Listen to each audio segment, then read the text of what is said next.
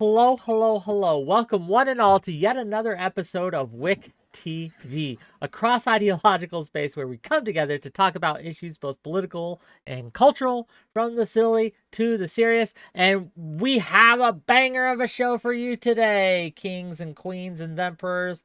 As you may notice, it's a little larger than most of my panels, but that's because this topic is so big, so huge, it's so ginormous that we couldn't handle it with only 6 people. We needed 8 motherfuckers in this place to come and discuss what we're going to discuss today. And what are we going to discuss today?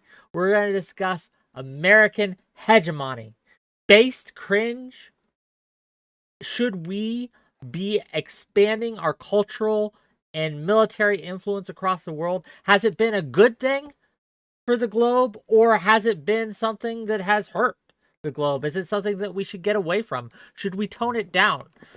We're going to find out. We're going to discuss it today. It's going to be great. I'm looking forward to it. I'm going to give all these people a brief introduction, and then we'll just get into it. So, gang, if you're watching this on YouTube, hit that like button, hit that subscribe button. If you're on Twitch, give me a follow, and also on Kick. Yeah, I could really use your support.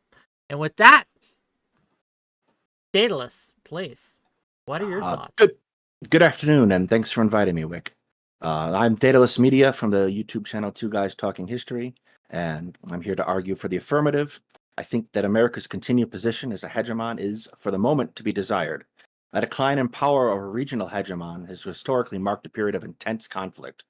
The decline of the British hegemon in the early 1900s presaged 2 world wars, and so since a stable world order helps us all to reduce the likelihood of repeat experience of that, I feel that we should continue to be a hegemon.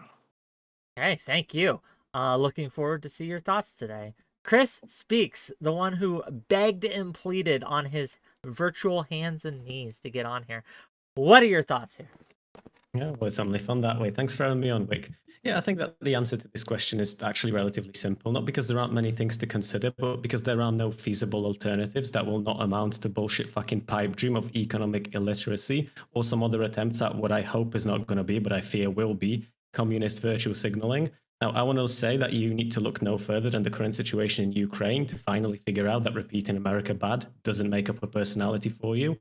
But, I'd expect nothing different from people who spend the majority of their time on Twitter. The reality is that there are world superpowers. They are incentivized to have their hand in developing countries because if they don't, their political enemies will, and we have to work best with the solutions we have actually available to us to get there. So yeah, I think in the course of this conversation, you'll find out that when my DNA was checked, all they found was USA, baby. Okay, thanks for being here. Another friend of the channel, someone who I respect immensely, 𝕵𝖎𝖎. Go ahead. Yeah, I think it's pretty great that 2 people from the pro-America side immediately gave their points and contradicted each other in the same thing.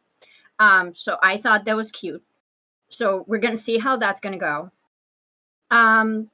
Just because America is not as evil as other potential superpowers doesn't mean that it can't be criticized. So when I got the prompt of is American hegemony based or cringe, I think anyone who doesn't say cringe is pretty weird. There are a lot of critiques you can make. And yeah, just one more thought is that I hope we can get...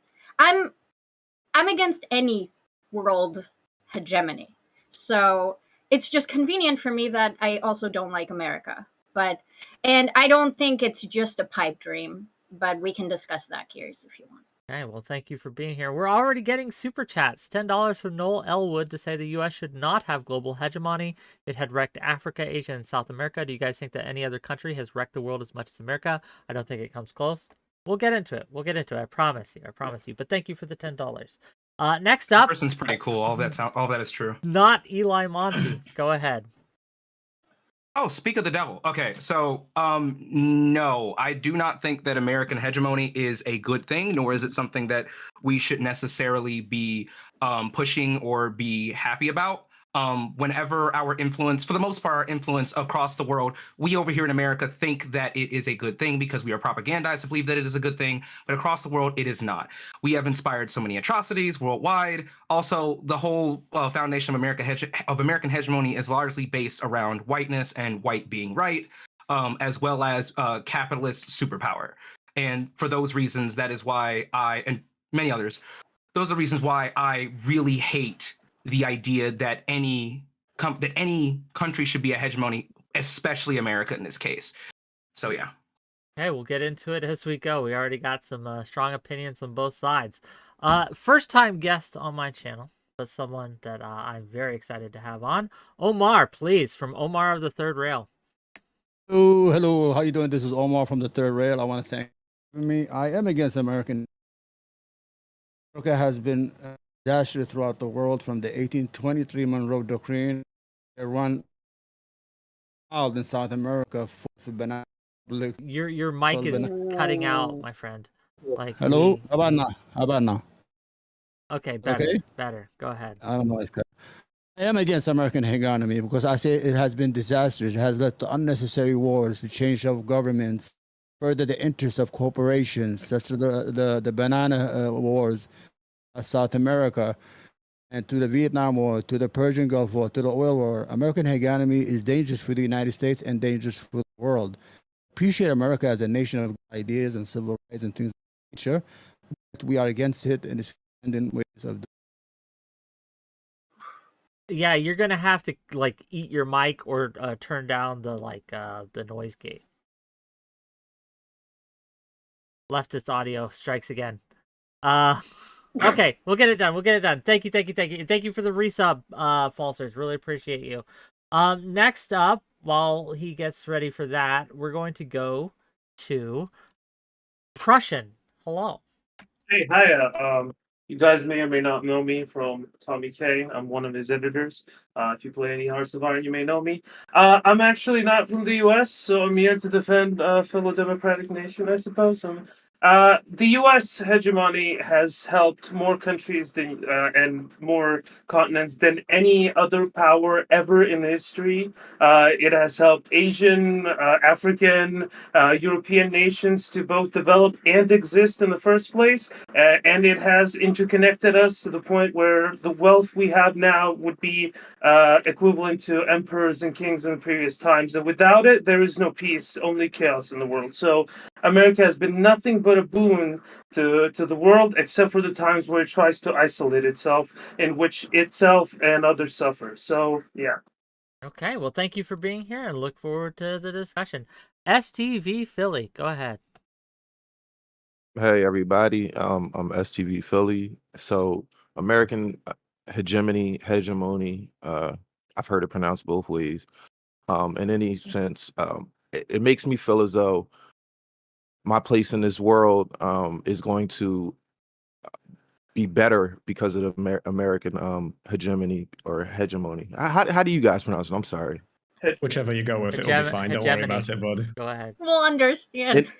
In my head, it just Tomato, hegemony tomato. rolls off my tongue. Yeah, so hegemony rolls off my tongue. So my apologies if I'm mispronouncing it. But so if you want to talk about international hegemony, I look at it as America as, I guess you could call it bullies on the block, through its military presence, its international institutions, its alliances, and if you want to come home, it actually depends on it will probably depend on your class, like the view you have on it. But I really want to get more into it as we go. So as this being an intro, I'll leave it there. Okay, yeah, we will absolutely get into it during the discussion. Thank you for being here. Really appreciate you.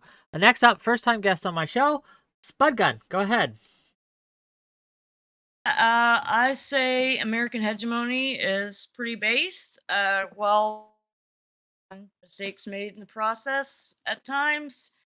It's tide that raises all ships, and a lot of times the countries end up better off, and usually without the presence of a dictator. There's also a reason why places wave American flags when they're protesting for their freedom, because that's the has become. I think it's base that we represent that to the whole world. Okay, well, thank you. You're also Mike's cutting out a little bit as well, so I don't know. Okay, let Iraqi. me turn. Yeah. At It's least all there's good. equality on wait, the wait. sides there.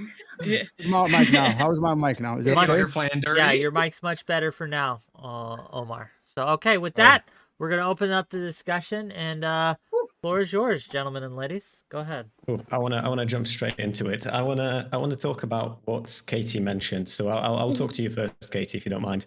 You said that just because it's not the best doesn't mean it can't be criticized, right? But do you know what is also really interesting about the American hegemony? To my understanding, it's the only hegemony in the world that you can be a part of that you can actually criticize, and that can be criticized by the people inside of it. So if the argument that you want to bring up is that, like, there are places where America fucked up big time, then I don't know who you'll be shadowboxing on this panel, because I can't believe anyone here is going to be enough of a fucking lunatic to actually claim that America has only ever done good. Can we just have a quick show of hands? I don't think it's necessarily whether or not America has done good, but whether the good that it has done outweighs the horrific bad that it has done. Yeah, nobody's going to sit here and say America's perfect, but I mean, maybe of some of the things I've heard seem very close to that. But I mean, no, just because we do some good does not overshadow the horrific things that we do and the horrific things that we inspire in nations across the country. Can But I? would Can you I be able respond to to honestly- that? Oh, yeah, sorry, go Let me ahead. respond because what Sure. good did we do in the Iraqi war when we went to war under pretense of weapon of mass destruction? We deposed the Hold on. pedophilic genocidal mania. Hold on. Okay, you guys hold get on. into it after I respond. This Tortured is people to death. No, hold on. Let me finish my thought, please. We killed almost 600,000 Katie. Iraqi. Hold on. We killed almost 600,000 Iraqis under an embargo. Another million Iraqis under the false pretense of having weapons in a fucking palace. That weapons we never saw. It was all done for corporate America. It was done for Halbertron. It was done for oil, to steal Iraqi oil. Tell that to the Iraqi. It's a democracy that was promised to Iraq.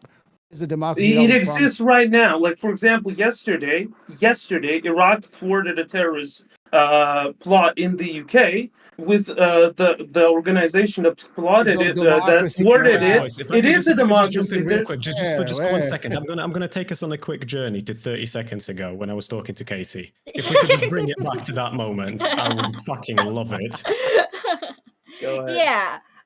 So curious, I actually agree with you. When I was doing pre-streaming for this panel, I did say that one of the differences between any comparative superpower in the world that is that unlike America, you can actually criticize America. So I agree with you on that. And to be fair, your point, and sorry, I don't remember your name, but the first person who spoke, I am completely, while resentfully, I can at least engage with the concept of complex geopolitics and the role that America has to play as like a global intimidation factor for other superpowers we might be wary of in terms of ideals.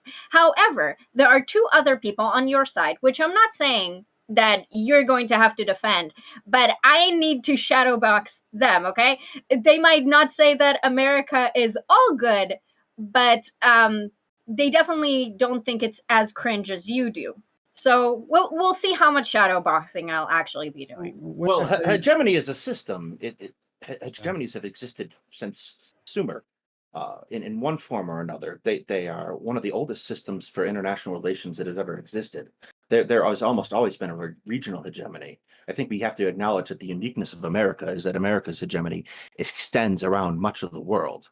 There is that. This is an British did that at one unprecedented. point too. We have the phrase that the sun never sets on the British Empire for a reason. And then what ended up happening? The Americans were like, oh yeah, we want to break out of the British Empire. Oh wait, the rest of the world was basically like, yeah, we want to break out of the British Empire. I think somebody else mentioned like Africa, right? Like about how what is it called? American hegemony, Western hegemony has like helped Africa. That is like not true. Like It absolutely- we haven't. The reason why Africa is shat on as much as it is today is because it's one of the most overexploited countries or the most overexploited continent in the globe that is plundered and pillaged for its people and its resources. That America, wait, no, stop. Because to say that America did great things in Africa when America went over and took Africans from Africa and brought them over to America, like that's which also plays a part in ruining the prospects of that nation and of the countries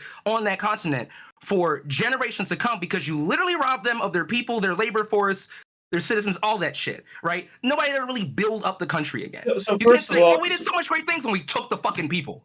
so first of all, What? first of all, I don't want to get into like 500 years ago debates, but like first No, of no, all, no, most we of those. can't just wait, No, but like just real first quick, of all, stop. apart You gotta let him today. respond. You Yeah. made some Yeah. claims. Yeah. Prussian, Okay, go fine, ahead, fine, respond. fine. Sure, go ahead. So first of all, most of those people were actually taken by Portuguese in conjunction with the Congo Kingdom, most overwhelmingly.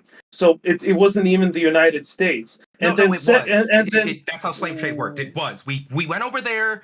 The settlers went over there. They plundered that country. Once like African kings said, no, we're not giving you any more of our people. No, that's what literally happened? not what The British and the happened. Americans said, fuck that. We're just gonna fuck your country right in the butt. That's And went over there and literally not started what taking happened. people. That's That literally is not what happened. That The is slave factually what happened. the slave trade was invented by the Portuguese, and they held the monopoly on the slave trade for like It doesn't matter centuries. who invented it. What matters is who kept it going and who kept doing it. Yeah, And but Americans kept doing it. European I have, empires like, that like just are predecessors without- to America. It wasn't the United States as much. If Yeah, I the can just- United if I can just States jump kept in the real slaves quick. for longer, but they were not the main Hold on, pillagers if of I can Africa. just if Go I can ahead. just jump in real Just quick to because they just were ask a because they weren't the clarifier main so we can ones doesn't move mean the that they also didn't conversation play a in part. a hopefully less cringe direction. Cringe is anyone direction, here- okay, which translates to I don't like the way in which this conversation is going because it's you hard for me to don't- talk about it. translates to quite literally is Because that you're I would just like to talk factually about the wrong. actual realistic alternatives and the solutions that you propose. If you want to shit on the American hegemony and you want to claim, or somebody claim that America is the bully on the block, then I would like to have it explained to me by anyone who's able to. I currently live in Poland, a country that's right next to Ukraine. I see on a relatively daily basis what the fuck Russia's doing in there. So if you want to propose that America is the bad good things does not mean if that you like want the to bad just shut things the fuck up for overlooked. 2 Oh my seconds. god, yes, we Nobody did here good is things by intervening in claiming Ukraine. that Yes, the that's bad good. It's a good things thing that we go did. away. Can we get past that now? Nobody here is We can take claiming that turns, the bad things are going away. We are gonna Yeah, take turns. If we're gonna get Okay, past it, enough. We have to. There's a lot of people on this panel. A lot of people want to just take talk. turns. Get it. I Turns. get it. Just again, we gotta go. We gotta get through this. Okay. You made your point, and I want to get to Spud, and then I want to get to Omar, and then Philly. That's the order we're gonna go in. Since we're bringing up Africa, I'm just curious, does anyone know what China has been doing in the present day recently? Oh my god, what aboutism when we're talking about one particular country? Yeah, bring up another one. Like, oh, but look at what China's No, doing. We're talking about fucking America. I'm not doing what I'm bringing up the reality of the situation that countries that have the most power. No, it's not talking about it to disprove a point. No, but Spudge, Reality of he's the right, world because you see, if we focus on what happened 500 years ago, then by the time this panel's over, somebody might say something that's actually fucking interesting to anyone listening. So I would rather just if we can Okay, we gotta let Spud anime finish. Spud, are profile you done? picture. Spud, I want to make sure Spud gets a chance to have her say. Spud, did you finish?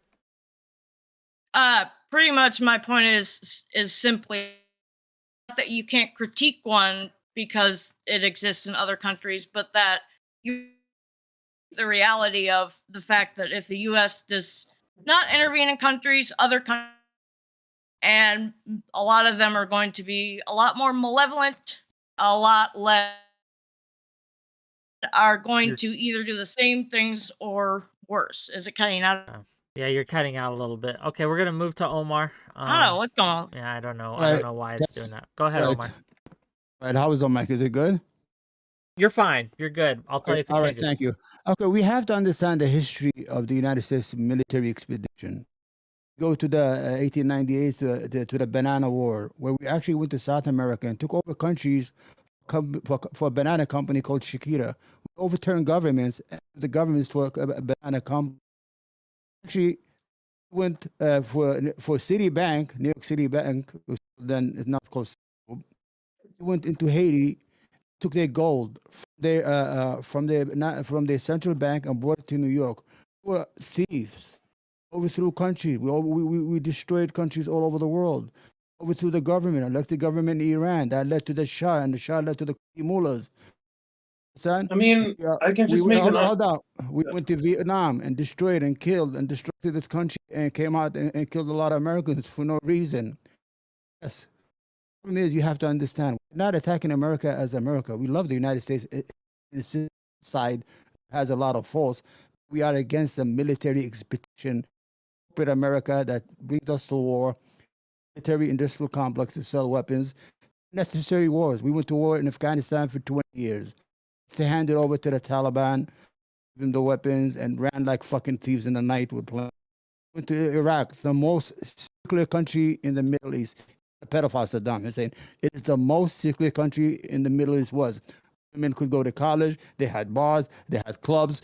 Women could vote. They had everything. What we do? In places where Saddam didn't rule, in northern, where fucking Kurdistan had a democracy Hold on. No, I'm from the region. Saddam was the only president to give the Kurds autonomous in 1973. He gave them their own region to rule themselves. From there, I went to Baghdad. I went to Baghdad University. Saddam used to take all the poor Arabs from all the country and give them free scholarship to go to the universities and pay for their to stay and for their food. Just real quick, Omar, are you saying that Saddam Hussein was a good ruler? Saddam Hussein was a good ruler for that region. Don't believe the talking points of the fucking neocons over here. Do you think Saudi Arabia, we took the side of Saudi Arabia that fucking didn't let women drive, that beheaded women and men and fucking... Oh, they're not good either. Right, they're not. They're also Saddam's Iraq was the most secular country of that time. Had universities, healthcare. You don't even have that here. They had a free movement of people. Women had every right. There were more women. Hold on, you can look at it. There were more women in universities as a professor than there were men. Saddam's era. He had his bad things, like, he was ruthless. But Iraq, you have to be ruthless because there's so many groups always infighting for centuries. Now you don't have a country. Iran has half the country. You have all these militia fighting each other, and you have these people. They were fucking drilling people's heads because of Sunni, Shia, all that shit. Forget about it. The whole idea is that we are about the United States. Forget about the British. The British were another scumbag in history. Talking about move to timed monologues. Would that be possible? Yeah, also, kind of like he's just lying straight up because he maybe is a Sunni Iraqi or something. But if you're a Shia, you lived in like Saddam City, you were in poverty. Okay, I'm gonna give you. I'm not from Iraq, by the way. Can we get back to America? Because I believe that was like that's like the topic. Iraq. I wanted to talk more about bananas. We had a war. Hold on. We had a war in Iraq that killed 1 million people. Doesn't that count for some? How many people would have continued to die if we didn't intervene? How many? Okay. Stop, everyone. Hundreds of thousands in the war with Iran, hundreds of thousands in the war with Kuwait. You know why we went to war? Because you told Iraq to go to get even because of the hostages. Iraq. Nobody told Iraq to attack Iran. If anything, Soviet Union armed them more so than America ever did. It was so bad, we were selling weapons to Iran and Iraq at the same time while we were allies with Iraq. That's how fucking both of those are anti-American. Okay. I get it. This is a sore point. I get it, but we got other people that want in. We got to get there. I know. This is a large panel. It's frustrating. Is a war criminal. Okay. I think Philly and then Katie. Oh, okay. So just to address something Chris said about, he said somebody mentioned America being bullies, and then he mentioned like our defense of Ukraine and how we're not bullies. But what obviously my argument against that would be our actions. You can just clarify, just one tiny thing, because I don't want to cut you off. It's not that America isn't bullies. It's just out of the bullies that we have, I'm choosing the devil I know. And when it comes to America, Russia, and China, I'm going with America. So if we're having a conversation about American hegemony and I bring up that they're bullies, your counter to that can't be well, there's these other two countries that are bigger bullies than us. Oh, you mean like whataboutism? You mean like whataboutism, STV Philly? Yeah, like what he's engaging in? Yeah. Right. But to that point, Spuds brought up China and what China is doing in Africa, and my response to that is still the same. That proves that America's bullies because of their non-action against China, knowing that China is another superpower. Do you think we should go to do something against China for what they're doing? Wick. Are you a panel? Yeah, I was being too weak to push back. Well, just I'm gonna give you everybody space in 1 second. I'm gonna be very quick with this. My answer to your question is, Wick, should we intervene? No, because my position with the American hegemony is that we should silently wield our power and not so aggressively try to puppeteer other nations' outcomes and their fates, basically. Katie, go ahead. Yeah, so curious, maybe you were just projecting when you were talking about shadow boxing earlier. So this is a panel about American hegemony. And I think that if we're all going to take a vote, none of the people on my side are going to say that we prefer China or maybe Russia. No. I don't know. Okay? But maybe... I'm not a tanky. Okay. So it seems that you are going to do this thing where you continuously bring up how other alternatives are worse. Now, if you and I want to take this and start doing a really interesting conversation about I'll talk against nation states and how we formulate a world without it and so on, and you'll argue why you think it's a good idea that we have nation states, we can do that. Right now, we're just arguing about whether American wars that were for American interests were good for the countries that they violated. So if you want to talk to me about Russia or China, we can do that. And we can talk about nation states. A lot of these places where it happened, like we originally started intervening in Afghanistan, for example, because Russia was in Afghanistan. A lot of the reasons why we intervene has to do with connections to other that are enemies to our country. Yes, geopolitics is obviously comprised of also reacting to other countries. There is also the concept that there will be a vacuum if America simply pulls back. Again, Just I think it's an interesting so discussion. I don't think you should play hide the ball and not acknowledge backs for the reality of the situation if you're going to criticize it and try to remove distance of it, because it's going to happen whether you acknowledge its existence or not. I think that if American hegemony is as open to criticism and as capable and rich and powerful, it can improve itself in a way that would make it actually good. However, American hegemony sucks actually, so it doesn't do that.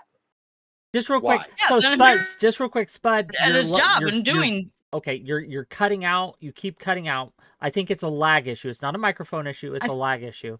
So if you want me to try leaving and coming back? Yeah, just leave, come backstage. As for names on the screen, I'm putting the names on the screen, but some of your names are O, right? So I don't know how you want to fix that. Do you want us to just DM you the full names? Or... No, it's just like Daedalus Media, Not Eli, Monty, Katie, and Prussian. They're all coming up fine. So I don't know what the formatting is. It's when Discord rolled out the update to have everyone update the names. It just got fucked. I would also like to respond to what Katie just said. Can I go ahead and respond real quick to? I just want to throw some out here because I feel like we're just getting way too far from the topic, which is American hegemony, and I think it's a really weak argument and proves like maybe American hegemony is not as great as some of the people who thought that they could come on here and defend that today think it is. If your whole defense of American hegemony is, hey, at least we're not like the guy down the street. Like, oh yeah, I just teepee houses. This guy keys cars and slashes everybody's tires every night. I'm not that bad, even though cleaning up toilet paper after a house has just been teepeed is a really hard endeavor to like do. So if your whole argument is at least we're not as bad as this dude, like. What kind of argument is that? But I'm also not surprised because considering like American propaganda and all of the pro America stances that are always taken, like a lot of the people who take and have these stances also engage in whataboutism. So it's almost as if you guys don't have an argument as to why American hegemony is so good, or actually an actual good argument for that. Because you've never heard one. Because maybe, just maybe, and it's not even maybe, this is true, American hegemony is not a good thing. Like, right. If I can just jump in, yeah, because I've listened to what you just said, and in neither of the languages I speak, that you just said you listened put it into a sentence. Yeah, I can in neither of the languages I speak, I can accurately put into a sentence how fucking moronic every word of that was. I can explain to you. Go ahead. If you want to stop interrupting midway through whilst I'm trying to talk, there's 8 people in there. If you just shut the fuck up and let me talk, that would really make this easier for us. I can explain to you very easily Anime why bringing up profile Russia picture. and China is incredibly relevant here. Say that America moves out of Ukraine, China, for man. instance. What do you think? What do you think happens if you think that bringing up China and Russia in a conversation Just about the because we validity of do one America? good I'm thing, not done like in talking Ukraine, yet. which If we're you would not do even us a doing because we favor give a fuck to about the learn how to Ukrainians. talk Like, to someone by waiting for the point to be finished, so we can then respond and you can have no, adequate because your time to point respond. is That stupid. would be Your point really is fucking stupidity. nice. It is If such you a think, weak okay, argument. then I will This rephrase idea, that so that even someone as fucking dumb as you can very Anime profile easily picture, answer and understand. point invalid, Yeah, stupid Okay, point. okay, that stop. means if Stay. you I've believe that been you- fixing your names so you can all show up on screen. So I haven't been able to interrupt this shit show. Okay. Can So I finish my now point? you're all looking better except for 𝕵𝖎𝖏. I'll get to you in a second. But Chris, get your point out, and then Eli, sure. you can respond. Eli, you're not If you responding. I'm believe- responding. You guys don't mix. If you think that Go right bringing up ahead. Russia and China in a conversation about the validity of American hegemony is whataboutism, then I can't help but to think that you might just be fucked in the head. If you believe that the argument of the two guys are worse and therefore that's invalid is so bad, then tell me, how do you stop the US hegemony and what is the alternative should you manage to do that? Give me some kind of a proposition on how to achieve this goal that you feel so passionately is achievable. Hey, Oh, well, this- that's the thing. I- I'm not if I could 100% just- certain. Wait, hold on. I want to respond to that real quick. I don't mind, y'all. Let me respond to that real Sure. quick. So Go ahead. that question is such a simplistic question for such a gigantic Once you're topic done or rambling, situation I'm we're going to talking ask it about. again. So no. I know your question. I'm responding to it. I got you. So the thing is that, again, like I said, this is a complex thing. It's going to take actions from citizens. It's going to take more citizens banding together and standing up and actively protesting and standing against the American hegemony. Stop feeding into it. Stop feeding into or contributing to this monster and to this disgusting system. Form some sort of class solidarity. Learn about, the people around you for when, we stop going to work and stop contributing to the system. Learn about the people around you so we can build community, build class solidarity, help each other, and no longer need these capitalists that are waging all of these fucking wars where poor brown people go, not even brown people, but poor people in general go to bomb and kill other poor people in other countries, in many cases that are brown. And I know that it's probably not the answer that you want, but that's what it's going to take. It's going to be really hard, but that's basically our only way out of this. We can't just sit here and be like, oh, well, I'm just one guy, let me just go along with and agree with what's going on. And again, you keep bringing up the Ukraine shit. I can acknowledge that America has done good things while also acknowledging that the other shit that it's done, like inspire what the Nazis did to the fucking Jews and shit back during the Holocaust, is some fucking abhorrent shit that is because of the American hegemony. The American hegemony Okay, did not you don't exist have in an the answer, 30s. right? Okay. American has yes, not it been did. a hegemonic power system. Yes, it did. It's It only had been more It hegemonic. only workers. existed since the Yes, it 90s. did. Yes. Yes, it did. Yeah. There was Hegemony a second superpower hegemony that was pertains just to stuff. influence. We still Banana had wars. influence It's the over banana these wars. people because we inspired their Yeah, we had, Okay. yeah, we had a mortal people. adversary Russian. that wanted the destruction of. Yeah, sorry. We had a mortal adversary that wanted the destruction of America and was enslaving hundreds of millions of people. So for one, only after the fall of the Soviet Union, you can. You're talking about Hitler, Let right? me You're talking about Hitler, finish. right? God You're talking about- damn. I'm Hold Let also me enjoying the fucking assertion finish. Holy that shit, war you're didn't fucking exist down. before capitalism. Hold on. You wanna talk about Hitler, right?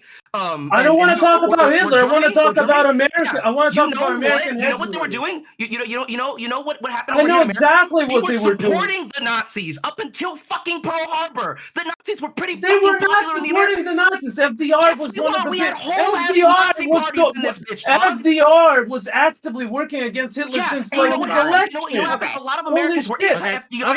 Okay, enough. We got like more people on the panel. Stop. So, hello, Stop. you're missing the Stop. point.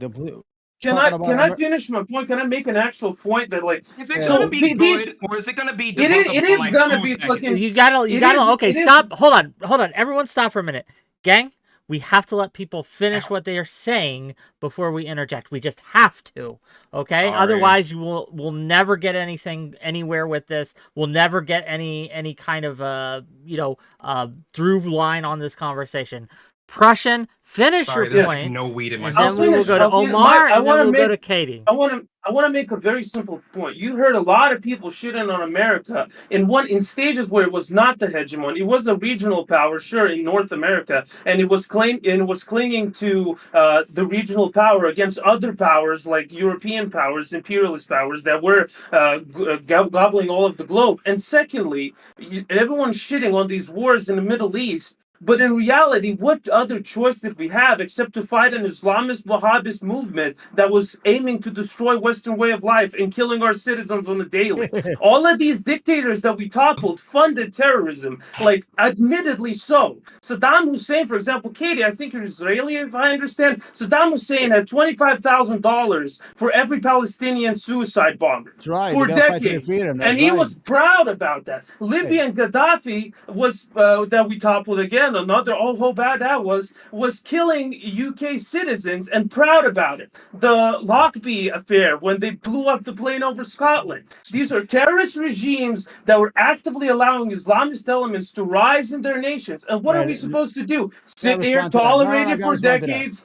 We invaded, and our democracy projects failed. And you can criticize incompetency of certain leaders of America, but the fact that we needed to do something when a war declaration of the scale of 9/11 happened, that's just a fact. You can't just ignore it. Why do you think Hold on. Oh, let I Omar, gotta Omar, go. It's your turn. Let me react because I'm an expert on this. First of all, we created these Islamic movements. We went to Afghanistan to fight the Russians. We trained Al Qaeda. We gave them weapons. We used to call them Mujahideen. We used to romance them and put them in our magazines and our TV. After we destroyed the Soviet Union, we left them to their own devices. We created Al Qaeda after we left Afghanistan. Hold on. Qaeda is our fucking creation. No, don't shake your head. You don't know anything. You just talking points. You don't know Zionist anything. talking points. Clearly. Hold on. I'm from the region. Second of all, we created ISIS. Why? Hold on. We created ISIS. How did we create ISIS? We destroyed a country that was viable. It had a ruler. It had an army. It had everything. We dismantled the army. We did everything. What we did in Iraq, we left Iraq, and what happened? ISIS came. Everywhere we go, some fucking crazy shit happened. Hold on. We went into fucking Iran in 1953. The CIA assassinated the prime minister who was freely elected by the Iranians. After we left, we put the Shah. The Shah got overthrown by the fucking mullahs in Iran. Who created the fucking Iranian revolution?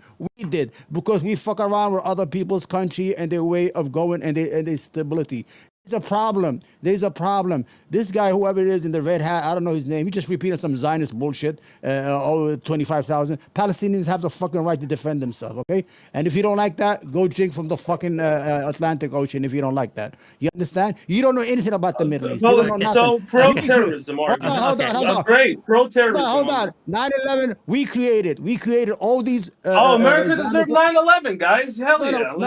We created. Hold on. Let me finish. There we go. Hassan Piper here. No, hold on.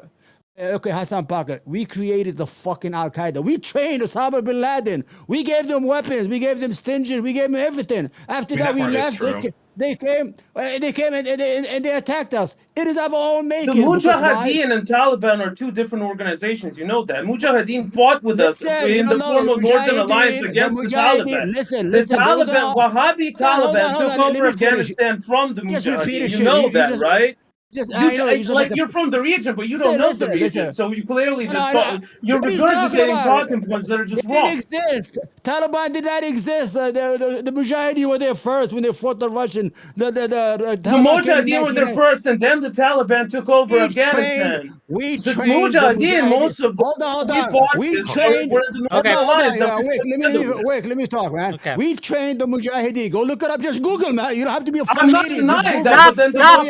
You got okay. It's our own making. It's our own making. We give them the weapons. Then we say, okay, guys, just we leave you to your own devices. Do what you got. Omar, if I could ask Prussia a question real quick. Prussian, excuse me. Can you still, man, when people say America deserved 9/11, could you give me your best faith interpretation of that statement? He said that. I didn't say that. American. The fucking guy. I didn't say that. Hold on. No, he asked it. He asked me the question. Stop. Hey, hold on. He asked me the question. No, he didn't. He's asking Prussian. He's asking I was asking Prussian. Prussian. He's asking Okay, Prussian. I never said that. American said that. interference with Middle Eastern affairs to secure and safeguard the largest global oil supply united Have it. the Islamist forces into a cohesive force, and that Islamist force then did 9/11. We And so, created if it. America was not as interfereful in the region, 9/11 might not have happened. That's We the argument. created it. We created it. Okay, we Okay. gotta get some other people in. We gotta get some other people in. Go ahead, We gotta get man. some other people in. Katie. He's saying stuff he is on TV. This guy with the hat. What's your name, man? Just call me Tom. I mean, you just fucking repeating shit that Zionists feed you every day. That's all it is. Katie. You repeat Hassan Piker talking points. You guys can fight about it over later. We'll get into it. We'll get into it. Crumpets. Katie. Crumpets. Yeah, Katie, go ahead. Meet me outside. Meet me outside, like that How girl said. about that? There's that American hegemony going. Yeah. Katie, I want to Ow. hear from Katie. I don't want to hear from anyone else right now. Katie, have your point. Take your point. If Stevie wants to talk, like, he can go before me. I don't mind. Oh, STV Philly, you mean? Go ahead. Yes, I call him Stevie. she said. Oh, them Steve. Can't see the names. That's why. So that's funny. All right, so the conversation is about, is hegemony good, American hegemony good, or is it bad? Like, so when I hear that question, what comes to my mind is, do we benefit from it, or do we agree with the methods that come from the outcomes of American hegemony? If you're living in America and you're probably making less than I'd say like $60,000 a year, and you're living in one of these Say it. poorer Fucking say it. cities, you probably wouldn't agree with the American hegemony, and your point of view largely has to do with your position in life. So if things are smooth sailing for you, if you don't have much friction in your life in terms of like social friction, if you have a good job, well paying, you have a family and everything, you're probably going to be in favor of American hegemony because it benefits you. And It's a benefit, Well, brother. no. You got it wrong. Wait, hold on, Daedalus. Why are you Wait, going wait, on my god? Yeah, It's I for the want people who- I who do want to. wins. I don't want to give assumption Daedalus some space. Daedalus, go It's ahead. for Lockheed Martin. It's all for the industrial fucking weapon industrial. You're not making money. It's the fucking weapon makers who are making money. Even Daedalus. the Ukrainian war. Daedalus. Thank you. Anyway, that's an awful lot of assumptions about a person's status in life that suggest what they might think about foreign affairs, which we just know from You American get some of that elections isn't money true. that everyone's assuming we have. Yeah. when we I talk can about sure American use it. hegemony, are we just talking about foreign affairs? Because I know there's more components to that than just foreign affairs. We've been Right, talking about exactly. foreign Like- affairs like this whole not just- time, not just- but it does affect domestic policy, and it does affect us Exactly. in this country as well. Exactly. Sure, I'll concede that what we do overseas affects us here, but what we do overseas also affects other people elsewhere. This is not just a simple issue of what my position is on life.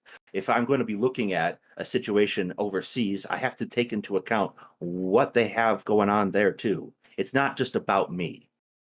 You understand what I'm getting at? Do you, can I, America Yeah, so then has I would hear, decided I would it's hear not you just guys about me. arguing about the Okay. atrocities all around the world that are happening, that American hands on, Syria, Israel, Say it, STV, say Palestine. it. Hey, keep There's on going, so man. many other problems around this world that America has their hands in, but I don't hear people talking about that and about the bad part of the hegemony.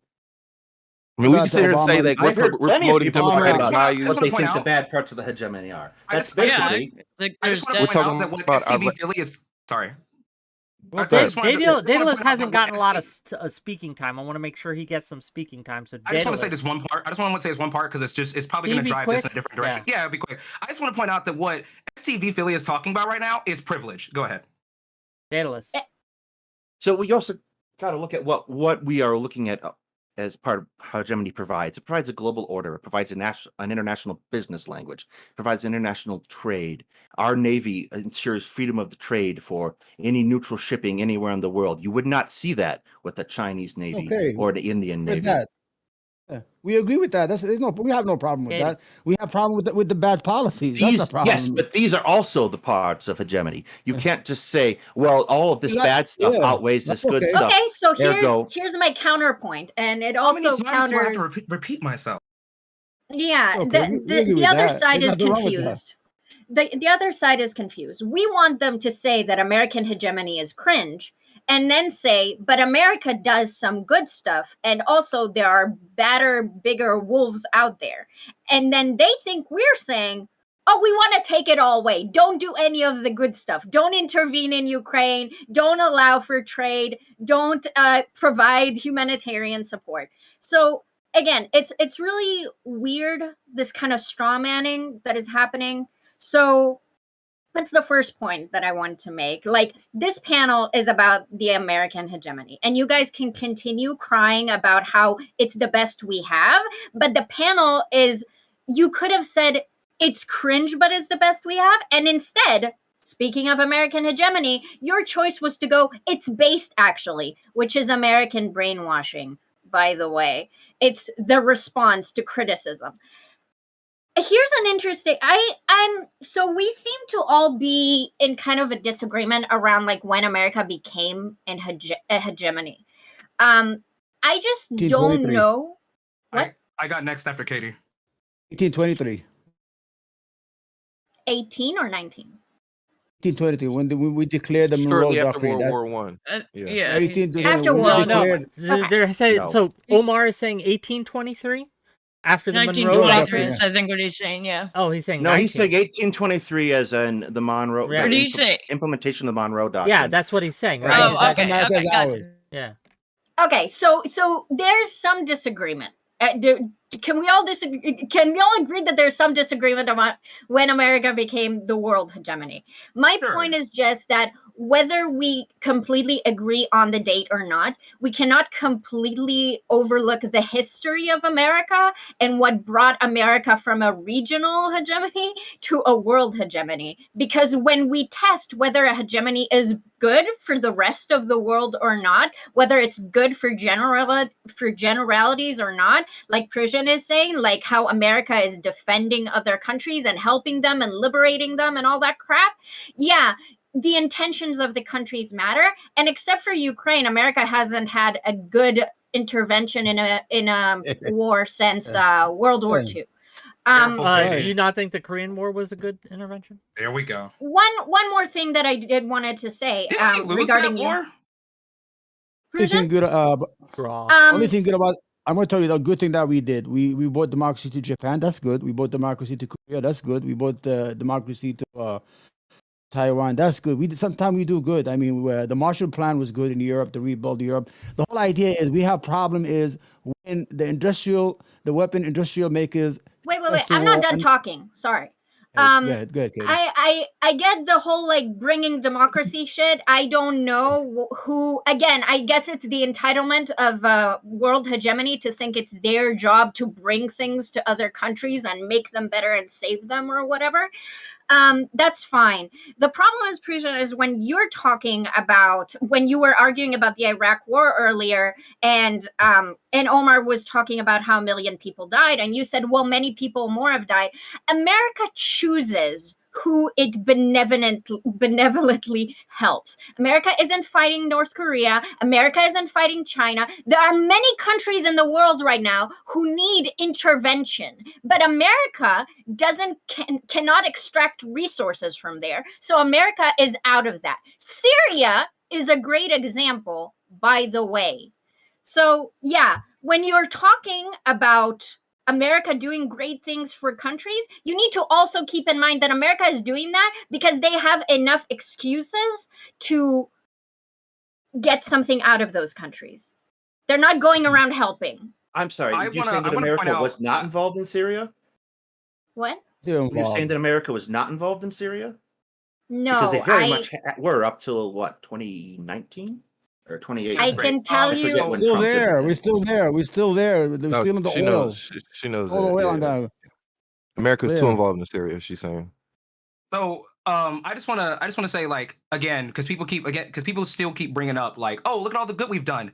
No one's denying that we have done good. The thing, I don't know how many times I'm gonna have to say this. Maybe I just keep having to say it because people don't have another argument.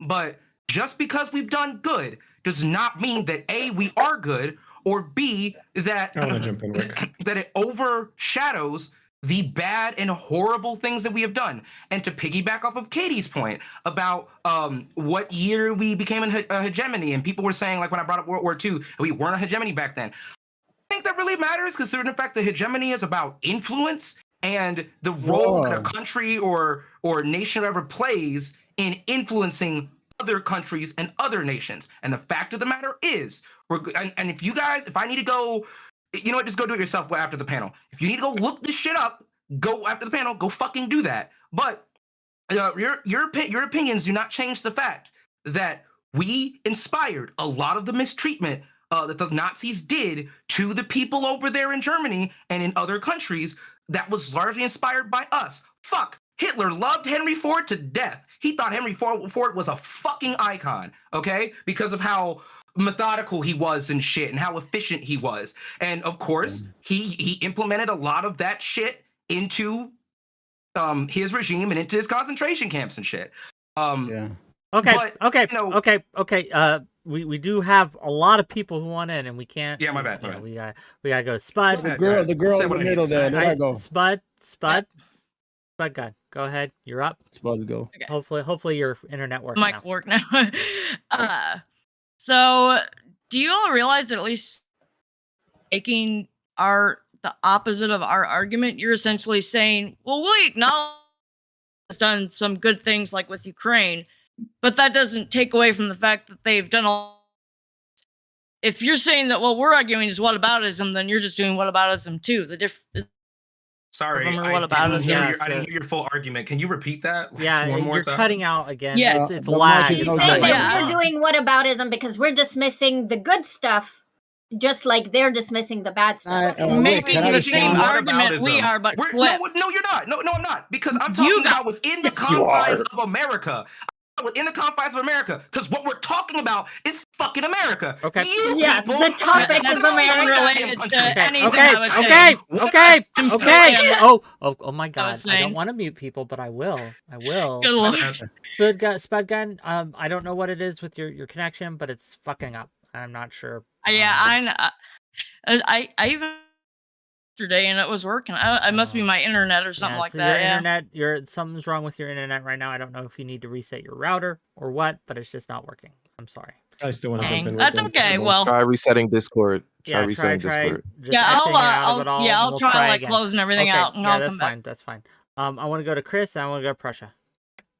Yeah, I keep hearing you guys say that like this conversation is about the American hegemony. Therefore, this is what we have to like focus on, the American part of it and the domestic shit that's happening.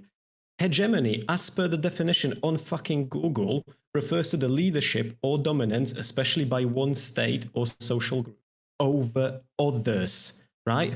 The others part is pretty fucking crucial to this conversation. And when I started my opening statement by literally saying that is the best we have and that I acknowledge it's not perfect, but it is the best option that we have on the table, all I got was Eli crying about. That's not all you said. That's not all you said. That's not all you said. It's not over other superpowers. It's over benefit. You gotta let Chris finish. This is bullshit.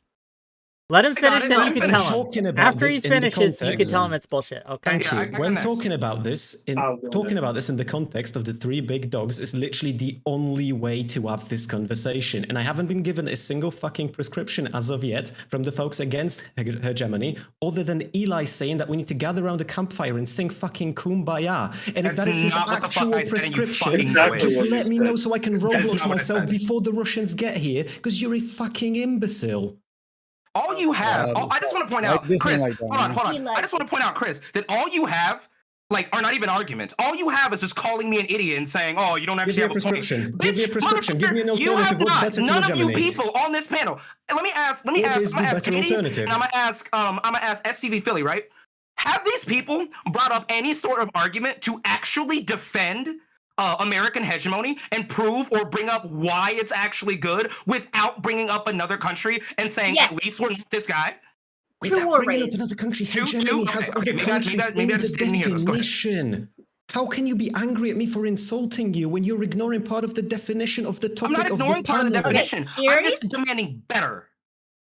Eli? Yeah, but we don't have to agree with it 100%. Listen, China is our Frankenstein. We created China. invested trillions of dollars. Now we're saying, oh, the Chinese are coming to get us. We are so bad that we have an embargo against Cuba because it's a communist country, and we got them embargo and sanction for 60 years. But we invested in China that has nuclear weapons, that is really communist, and it's still communist, and it's a danger to our national security. But Cuba, no, we're gonna stop these motherfuckers. Don't let them eat. Don't let them buy stuff, and keep them under sanction for 60 years. Hold on. Problem is, we're not talking about China. We are, as American citizens, saying that our country sometimes does bad shit. That's what we're saying, and we're trying to tell our country, don't do it. We don't agree with everything you do. Like if we were for democracy, the Arab Spring came, and they overthrew all the fucking totalitarian governments. What happened? We shut our doors and we let them take over one more again. The deep state took over all over again. We're not about democracy. The issue here is that Also, Can I make a point? Eli, shut up. We got to get more people. Omar, finish. Yeah. We're serving the weapon makers, the people who makes the weapons are making the money. You know what's happening in Russia? It's just white on white crime. That's just what it is. White people killing each other. White on white crime. Chris Speaks, we cannot hear you say anymore that you don't have any arguments against hegemony, because Omar has been given, I think he's brought up probably 6 or 7 examples now of atrocities that have happened across the world due to America's involvement. So if you can engage with some of that instead of straw man everything, communist. I'll clarify the reason why I'm like this fucking anal about the direction of the conversation, and then after that I'll go quiet for a little bit again. Broski, you're wearing sunglasses indoors. Like you went off ranting about fucking bananas from the 1800s. Why don't you use your time to actually make an argument for once, dog? Yeah, sure. So I would like to clarify to STV Philly why I'm so fucking anal about this particular angle of the conversation. No. I live in Eastern Europe, which means that I live in a place that was directly under the control of the Russians under the Warsaw Pact, which means that the US hegemony is probably one of the only reasons why the current leading problem for adults in Poland is obesity and not fucking starvation, which means that if the US, if it's so bad, if it pulls out, if the hegemony is this fucking horrid that we just can't have it anymore, then somebody is going to pick up what is left. Or maybe here's what we can do. You gotta let him finish. Can I let him finish. It's going to be Russia. Which is why I'm constantly pitting this in the context of the 3 big hegemonies and what happens if America doesn't have the control that it has, which is ultimately why, despite the fact that America is not perfect, it's not fucking star-spangled awesome, and it has done some horrid shit, find me a single entity of the top fucking 10 strongest economies in the world who doesn't have a history of fucking shit up. I choose the hegemony that's given me the levels of freedom that I have right now. I will answer you after. My ancestors. I'll answer you. The freeloader from Eastern Europe, freeloading off the European community. Just let Prujan speak, and then I'll answer you. Yeah, so the other side, for some reason, hopes that America never defends itself against anything. I get it. I don't like war, but sometimes you have to fight certain war.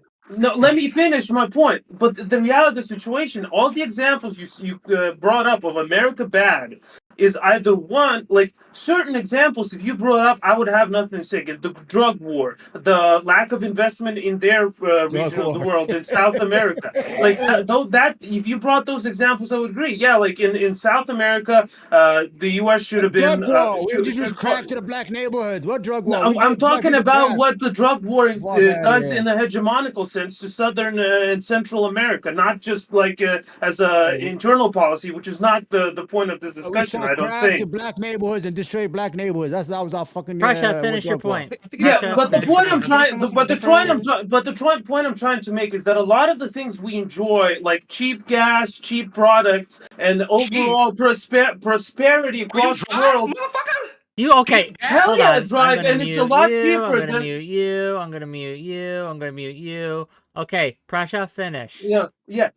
A lot of what we enjoy is because America uses its influence to ensure prosperity to its allies and ensure economic downturn to authoritarian regimes. Look, people said we're not fighting China. We're fighting an economic war with them right now. A lot of the bills Biden even passed, like the CHIPS Act, is a direct affront to Chinese influence. We're fighting, like hegemonically, the U.S. is fighting these wars because it wants to provide security and economic prosperity to its, I guess, influence, the hegemonic influence they have. Okay. And for you guys, and if we dismiss that as just internally bad because the Chinese are not doing as well as they could be, well then I guess you're just hoping that the U.S.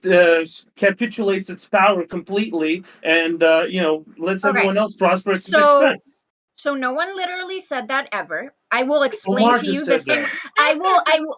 I will explain to you and Curious at the same time. Just quickly, when I said you're not fighting China, obviously I don't mean in an economic sense that there are geopolitical trade issues.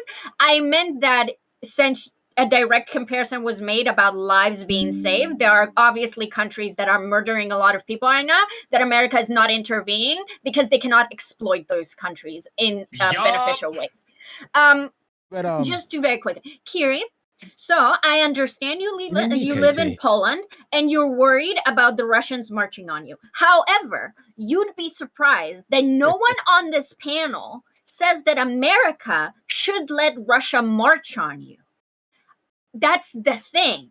No one on this panel is saying that America can't engage in self-defense, that America hasn't done good things, that America doesn't use its influence to also do things that benefit other countries. We are saying, specifically, Persian, with your example of like America uses its influence to benefit its allies, yes, it's doing it on the direct back of other countries that it's exploiting and harming, that True. they don't care about. And then we're saying that's bad, actually. Maybe you should use your influence to not just favor some and not favor others. Maybe if you want to act like the benevolent ruler of the world, you should actually be that instead of being. But America is not that. America is a nation state with its own interests, and to pretend like America has something beyond that is just falling for American propaganda. Every nation state is doing its own interests. Okay? So you're saying America should intervene more because they're not intervening equally, so they should that's kind of what I'm reading. I would love to be the greatest. For example, you're saying we couldn't exploit China. I can tell you that I used to be a liberal. And I used to think, like, for Israeli people, I grew up in a culture that said that America is the world police and America should intervene, that people in Israel are very upset that America doesn't intervene as much. There were a lot of calls for America to intervene in Syria when that started. However, you know what changed my mind? When I realized there wasn't a single war in the last 50 years that America entered that wasn't for its own interests, that fucked over the countries that went in it. And then I realized that American police is just like American hegemony in the sense that the police is just gonna fuck you over instead of protecting you. Okay? Name one. Name one war that was purely for personal Iraq, Afghanistan, Vietnam. So Afghanistan was a direct response to 9/11. Omar, you have a question? What's your question? I want to respond. He said the war on drug. There was no war on drug. The war on drug was created by the Nixon administration.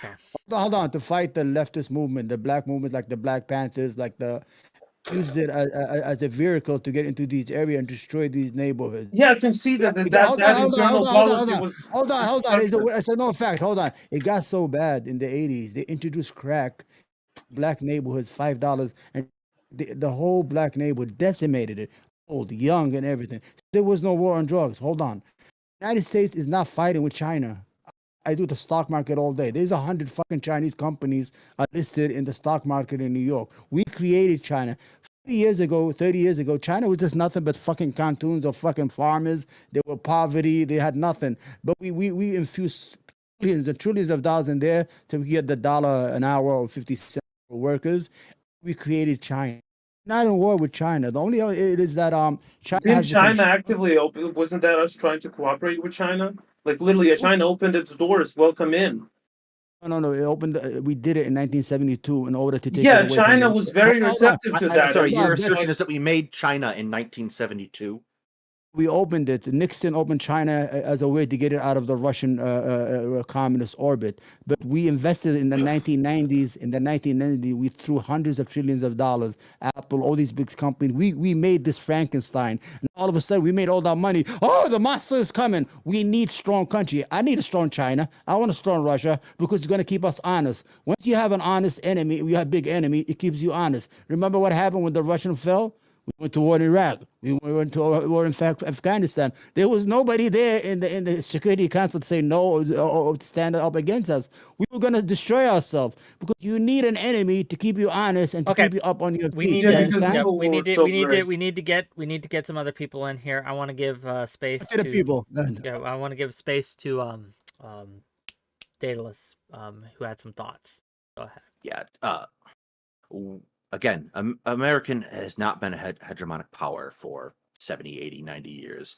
We competed with the Soviet Union in the Cold War. We only really came into that position in the 90s. So, like, I understand the weight of history, and no one is going to say that any nation, let alone America, has had a pristine history. But that doesn't factor into what we're talking about. We're talking about a system of stability that underpins how the nations interact. We're talking about a system that has kept wars small. I'm not saying that American hegemony is the greatest thing ever, but it is necessary. When you say small, what do you mean by that? I mean, we haven't seen a general European war. Okay. Right now. What? Again, when you say small, And that's because of what do you mean by America? that? Because, like, Yeah, wait, it's hold on. because of You said we haven't seen a European war. No, So that's what not does it what do I with said. anything? That's not what I said. I said we haven't seen a general European war. We saw the British hegemony decline in the early 1900s. We saw 2 world wars and a couple million people dead. Now we have nuclear weapons. It's in our interest to avoid another world war. So you think that the reason why we had those 2 world wars is because there was no country that was like a hegemony that was forcing it onto everyone else? No, there was a decline in the British hegemony. Wait. So it sounds like we should all be pro like nuclear hegemony then. It doesn't sound like an Right. pro-American hegemony argument. America is the current standing hegemony. Do you agree? What? Yes, but what does that have to? So Go okay, ahead. let me try to So translate. my Let me point- try to translate because I think I know what you're saying, and if I'm wrong, Daedalus, please let me know. Sure. What he is saying though is that if American hegemony declines, much like we saw when the British hegemony, it's STV, you got me doing it. When the British hegemony declines as well. We saw World War II, we saw World War I, we saw all these terrible things happen. What he is saying is that if American hegemony goes away, what you think is bad and atrocities now is going to be infinitely worse.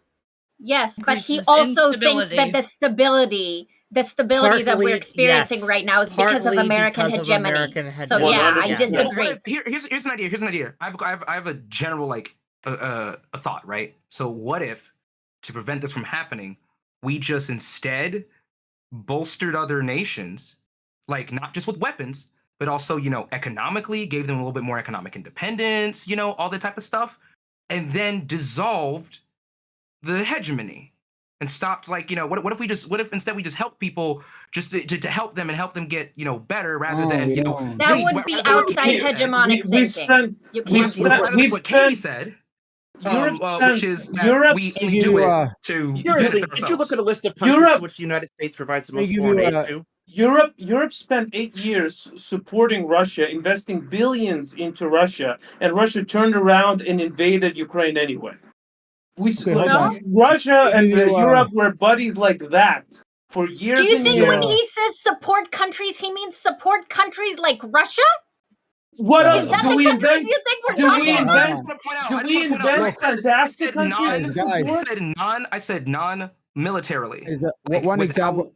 Again, Let me show you nobody supported Russia militarily. We Guys. traded with them openly. We had a No, lot of exactly. investment Okay, in enough. Russia. and they invaded anyway. Enough. Just one example, please. One example. Look what we're doing in Venezuela. Venezuela has the #1 research in oil under the came under the disguise. Oh, we need democracy for Venezuela. All of a sudden, we want democracy. put sanction. We froze their assets. Now the fucking people, they have 7 million have fled Venezuela. They fucking eating off the street. They have no money. They poor, and they are the richest country in fucking South America. Why? Because we want their oil. They refuse to give us a cut. We just came up with this shit. We tried to overthrow the government during Trump. What are we doing in Venezuela? Why? What has Venezuela did to the United States? Has Venezuela invaded the United States? Has Venezuela had armies in other countries? Why can't Venezuela sell us oil? Why? Why can't it get its money out of the banks? Why? Why do we do this to these countries? Why do we starve countries to 30 million? Now you have 7 million fucking Venezuelans all over the world and border in Guatemala trying to get in the United States, dying on fucking boats.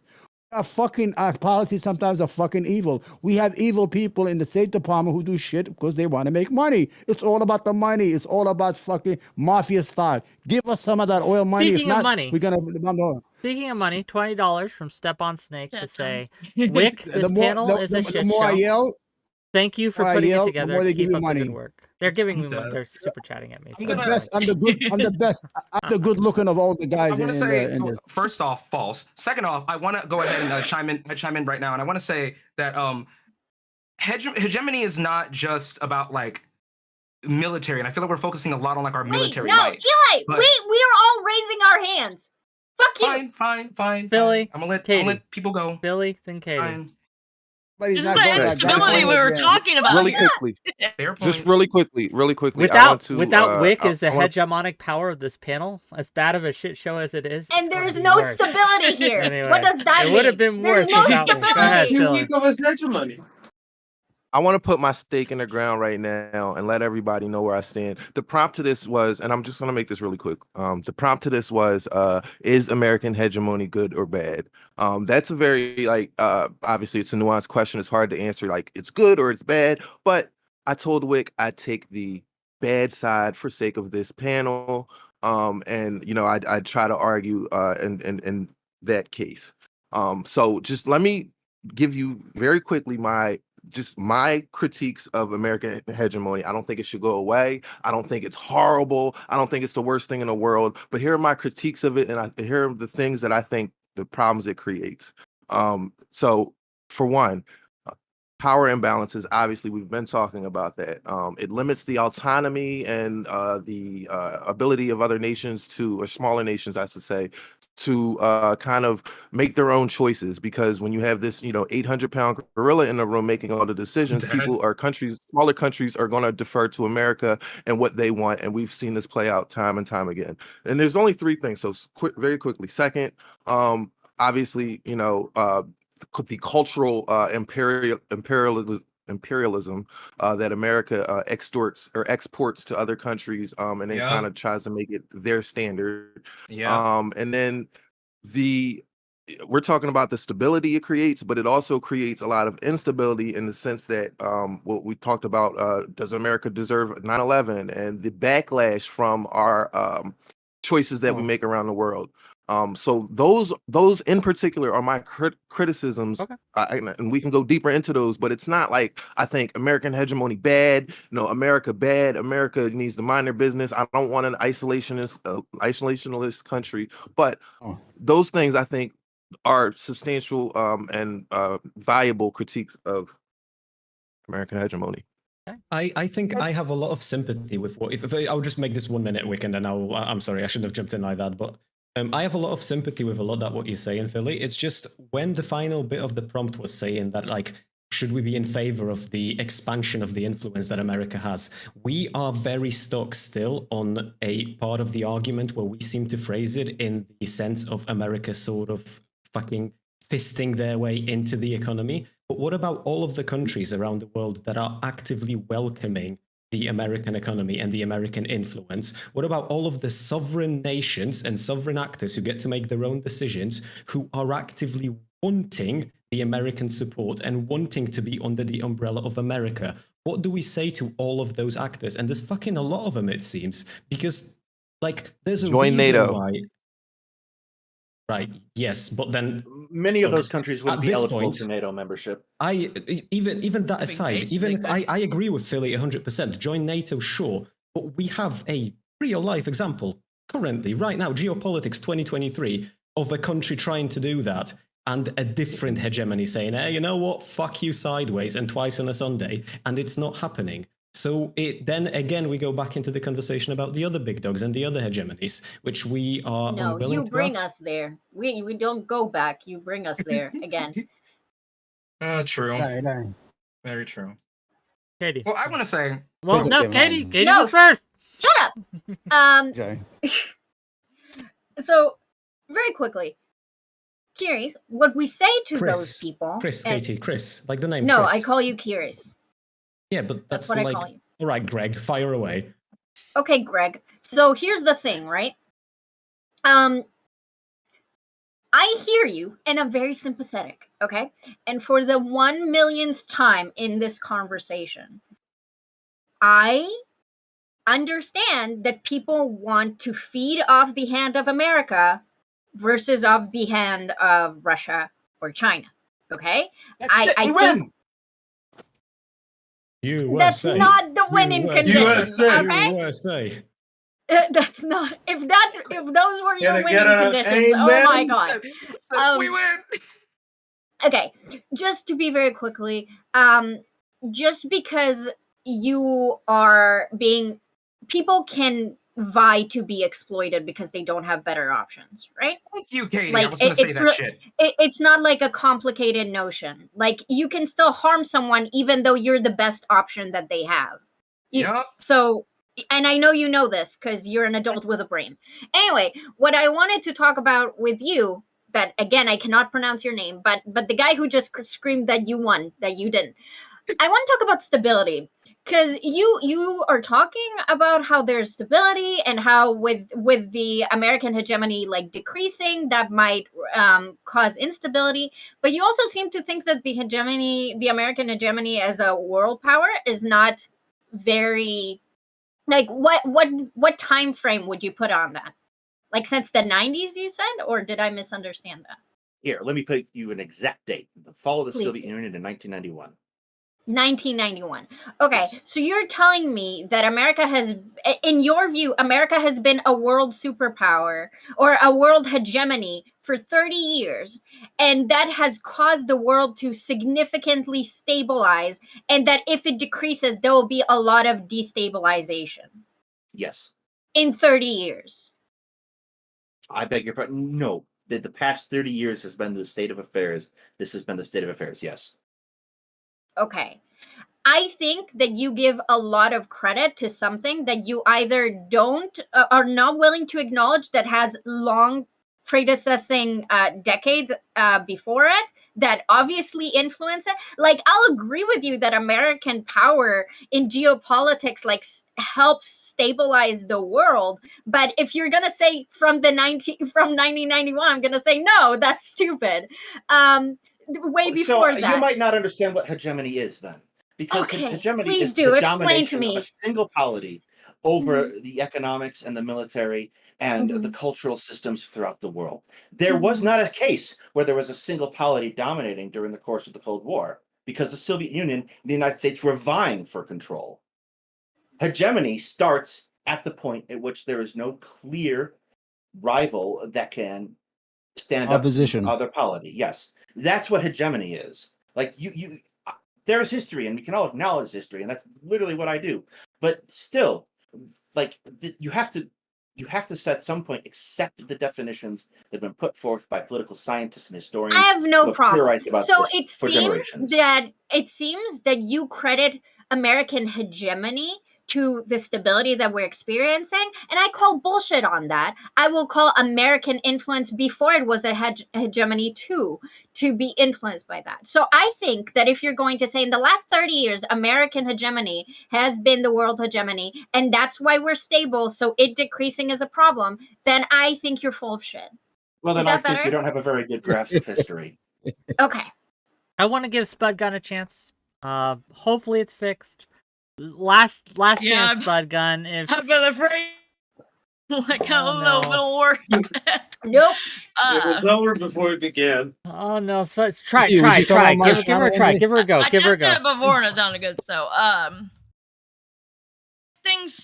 still stuck on the fact that it seems that when saying we think the system has problems, but it is more positive than negative. It's called whataboutism, or we're deflecting. People in criticizing it will say, we're not saying the entire thing is taking aspects of it, which I agree with. I think that's a great, nuanced, based view of it. But it seems that when we try and also provide this nuanced perspective from our, it's seen as whataboutism, and I find that to be not fit. Yeah, Either we're it still is or having- it's not. just I don't saying, think we're it's still not. having- I'm just gonna say that if you- think- So- No, I'm just just to gonna respond to Spud Gun real Okay, quick, guys. just real quick. I think Go I next. think the reason for that just real Spud quick Gun before you is do, the as a prompt- housekeeping thing, Go ahead. Mhm. Spud Guy, maybe try turning off your camera. Maybe that'll help with the Okay, latency. I'm sorry. Yeah. Go ahead, Philly. Again, too, so. So this is just real quick, and then I guess it was either Deadless. Me. Oh, Monty that wanted to go. Okay. Yeah. So Spud, to answer your question, even though you're not here, I think the problem is, and this is not a criticism of you, Wick, but the prompt was like, is hegemony good or bad? So it kind of forces us to take this unnuanced position of yes, it is good, or yes, it is bad. And that's why you're seeing this kind of like binary of of whataboutisms and comparing it to this and that. I just wanted to say that real quick. Sorry. Oh, I just wanna say- I'd agree with that, yeah. No, I just want to say, Spud, and I want to give Spud a chance to see if this is better latency. And Eli, you're okay, next. go I ahead. promise. Yeah, But, go ahead, go ahead. Can you try making your Uh, point about whataboutism again, and maybe you won't cut out. We'll find out. I would agree with that. I think that may have caused some confusion from the start. I think it would just Oh, acknowledge still that. not working. I'm Dang sorry. it. I'm sorry. Okay, Eli, go ahead. I just want to say, I've said this because I've had this conversation before. Every time you like talk about something America does wrong, there's always one person that's like, but what about this country that you did not mention and don't give a shit about? And it's like, I mean, if I have something like, let's say this wind-up penguin, right? Let's say I have this wind-up penguin, and you're asking me, sell me on this wind-up penguin. If I say this wind-up penguin is not this Princess Peach figure, what are you gonna do? You're gonna be like, you didn't tell me anything about the fucking wind-up penguin. If your entire argument is just, I'm not that guy, or I'm not that other guy, like, again, I need you to just tell me, like, why can't you just tell me, here are all the things that are so great about, us and like the things that we do? But no, it's always, hey, there's a bigger fish. It's No shit, And the Sherlock. positives have been touched on in this panel, though. Just to what? clarify the argument as I see it, right? It's not that not only, hey, we're not that guy, but that other guy wants to come in and kick down your door and take all your stuff, and without us, he's going to be able to. We are the only thing, as So let imperfect us as we kick are, down your door standing- and take all your stuff. standing. Well, we are the only ones standing because we're not going to do that.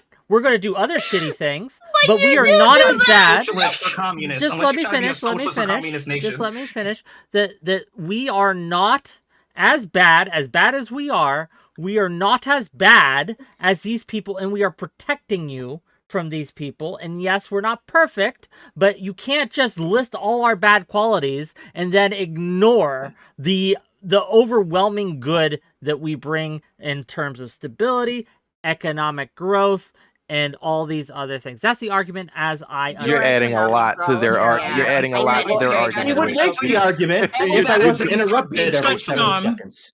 The global Yeah, south again, would you- like a word. You rage out every 3 seconds before you make an argument. So Yeah. Like, You're saying that, Wick. Everybody agrees with you.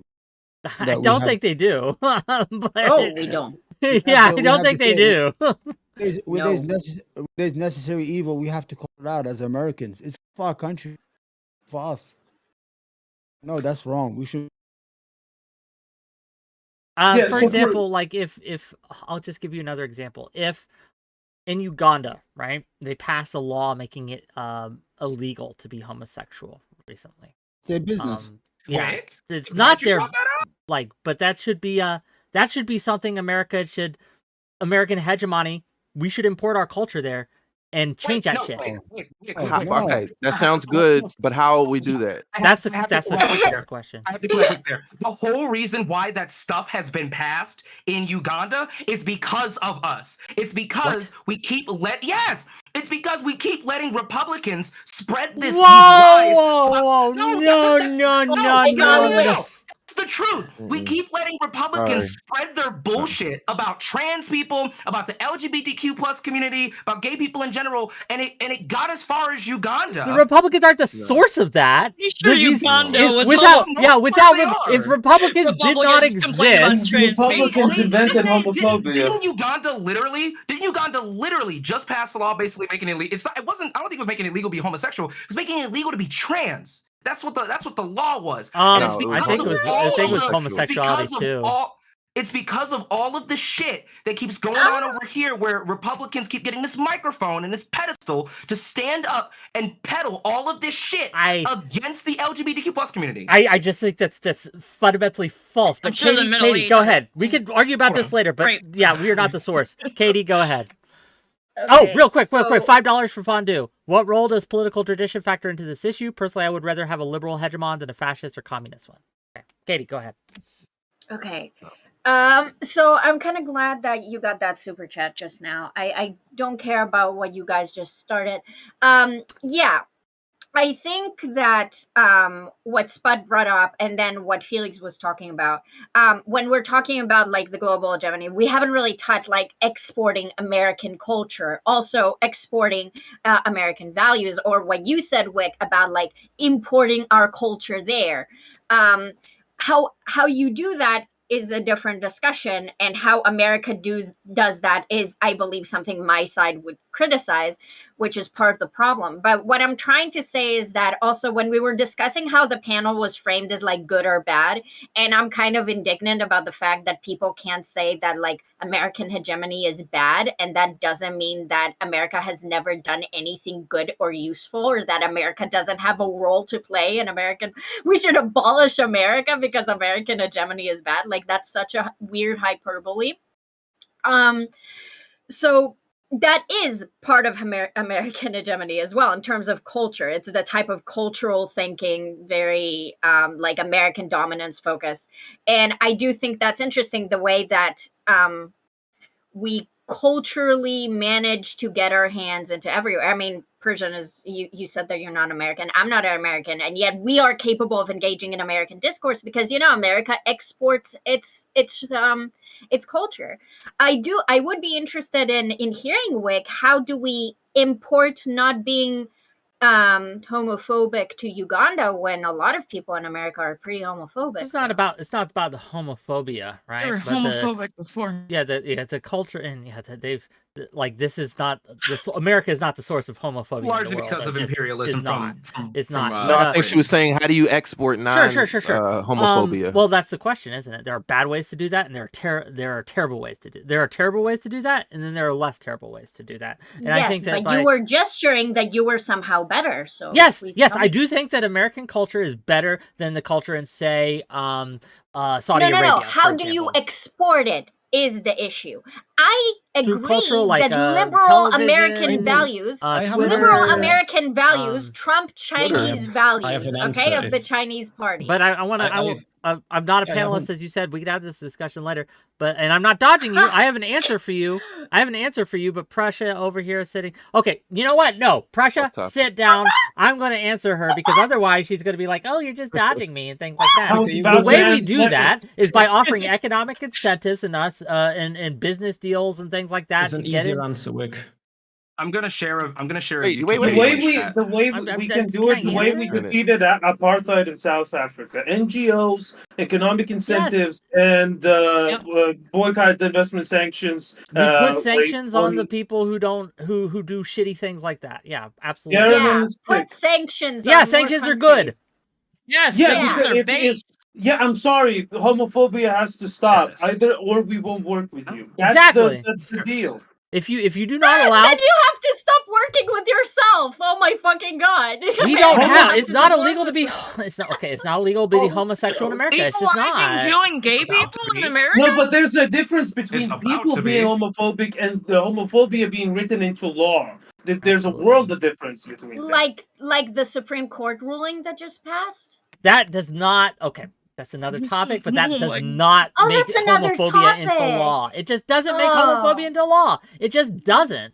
Okay. No, just business. Prussia. No, yes, like Prussia. again, I just wanted to make a point. Like, if we talk about the idea of hegemony being good or bad, we can talk about that. Like, because you equate it to like, is war good or bad? The war in itself is always bad. It's always bad that and not everyone has 100% sovereignty. The ideal that we're pushing and why there's a lot of like whataboutism accusations and all of that is that like a framework of hegemony seems sort of inevitable in the way geopolitics works right now, and American hegemony Sharing is something else in pretty the damn chat. fucking good. It's pretty damn fucking good in comparison to what could be, and in comparison to what used to be, and in comparison to all the pre-existing options that exist in the current state of the world. So I just shared two sources in chat to like back up what I said about how the U.S. played a part in pushing, or it played a part in Uganda's. I have to look at those things. I don't have time to do that right now, but we can at another time. But I just again, I'm gonna have to go. Omar. Wick, I'm gonna have to go. Gotta go eat dinner. Okay. The conversation. I like you all. God bless you. Where guys, can people and find you, Omar? They say, buddy. Omar on the third rail. I want to reach out to some of you guys and maybe have you on my. Bless all, man. We love America. We love our country. Just that we just disagree with some stuff that it does. I mean, we gotta correct it. If we don't correct it, then we are not citizens. Guys, take care. Thanks, Omar. See you later. I want to I give space. disavow. I want to give space to Chris. Chris speaks. I almost called you Kiris. Katie, I hate you for that. But Chris, Oh, look, go ahead. Yeah, so I just regarding what was brought up earlier as to how you export the sort of the good parts, let's say, of American culture, for lack of a better phrase. I can't speak to the situation in Uganda specifically because I am genuinely not very well informed on what's happening there, and I feel no reason to lie on a panel. But if we wanted to look at sort of a I shared different sources place, to back up what I said, by the way. That's continue. Great. Yeah, I appreciate the input, I suppose. A place that we can look into when it comes to that part of it is, again, and I'm going to bring this up again, is Eastern Europe. Because what's been happening here, and that's been incredibly effective, for all the ills and woes of capitalism, rainbow capitalism in particular, with all of the money that comes in from US corporations into this side of the world, has been incredibly fucking effective in sort of reinforcing the cultural shifts that are happening in these places becoming more and more liberal. Or progressive, or say what you will. We're getting to a point where gay people aren't being chucked fucking rocks at them in the street. And a lot of it is directly because of the influence that the American economy has on places like Eastern Europe. Until So it you seems factor like that's in a that direct America answer. played a part in passing, or it played a part in anti-LGBTQ legislation in places like Uganda. So I'm looking at one of your Again, one of the a links. white I'm British reading. person, you know, not I'm British, reading the sorry. source, and it says that it expanded, meaning they already had like laws against homosexuality before. Yeah, it did say that, and I harsher saw that. penalties. But So it's been a long-lasting problem. It's not. yes, but it's popped up recently. still pushed and forwarded. We're not helping it, and we're contributing to their already present homophobia. So you're saying also we're argued. emboldening them? Yeah, we're emboldening them to keep doing that type of stuff. Our hegemony is contributing to that. I have to Our ask the influence. Americans something. I'm this might be my most unprogressive take yet, but like I'm just baffled by how you guys are like really upset about Uganda criminalizing homosexuality. Say it, You Katie, realize fucking like say it. Say there's it. actual like genocide happening like in the world as we speak, right? Like I don't understand. Americans, again, it's part of the whole American hegemony and the inability to have any like relation with the outside world and outside of America. But like there are a lot of really, really bad things happening. Not just like the woke shit, but also like genuine like murder and genocide and There abuse are- and torture and slavery. There are. Hey, You're Face not Katie doing Tate. anything about that either. So I'm fact, confused okay. why suddenly If gets so in your feet. If I about was that. in charge, if I was king of America, if this was a dictatorship, we would be a lot more involved. You think the military-industrial complex is big now? Oh my God, you haven't seen nothing yet. We would go in to these places that are We'd be doing wicking out. genocide, that are killing their people, and we would make them stop. Now, a lot of people wouldn't like Hell that yeah. because it would be us Wick? forcing our will on other people, but that is what we should do. I am for Wick. that. I think we should go in and say, hey, you want to make being homosexual punishable by death? No, you can't. You cannot. Wick? We will not allow you to do that. Right? Can not you gonna do say that. out loud We're for not me gonna do that. that if the US of A was a WS of A, you would States of America. invade China and North I Korea? would do the minimum amount of force necessary to get them to stop. If gonna that liberate means Taiwan.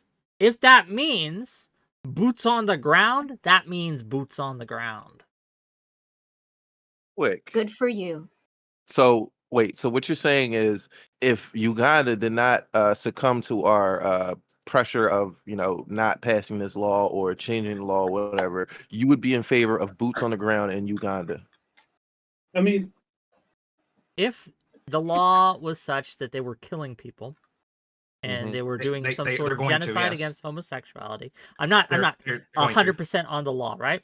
Then yes, if they did not stop doing it, we would do what it takes to get the either the population that is under threat out, or just depose them or make them stop. Yes. I'm really glad that you brought this up, Wick. And like I think this is so emblematic of like Americanism.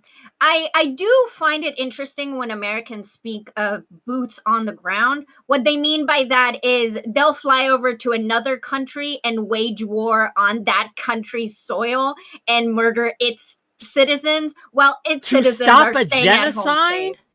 Well, Yes. we also have Absolutely. to go over Yes. there because we don't border anyone but Mexico and Canada.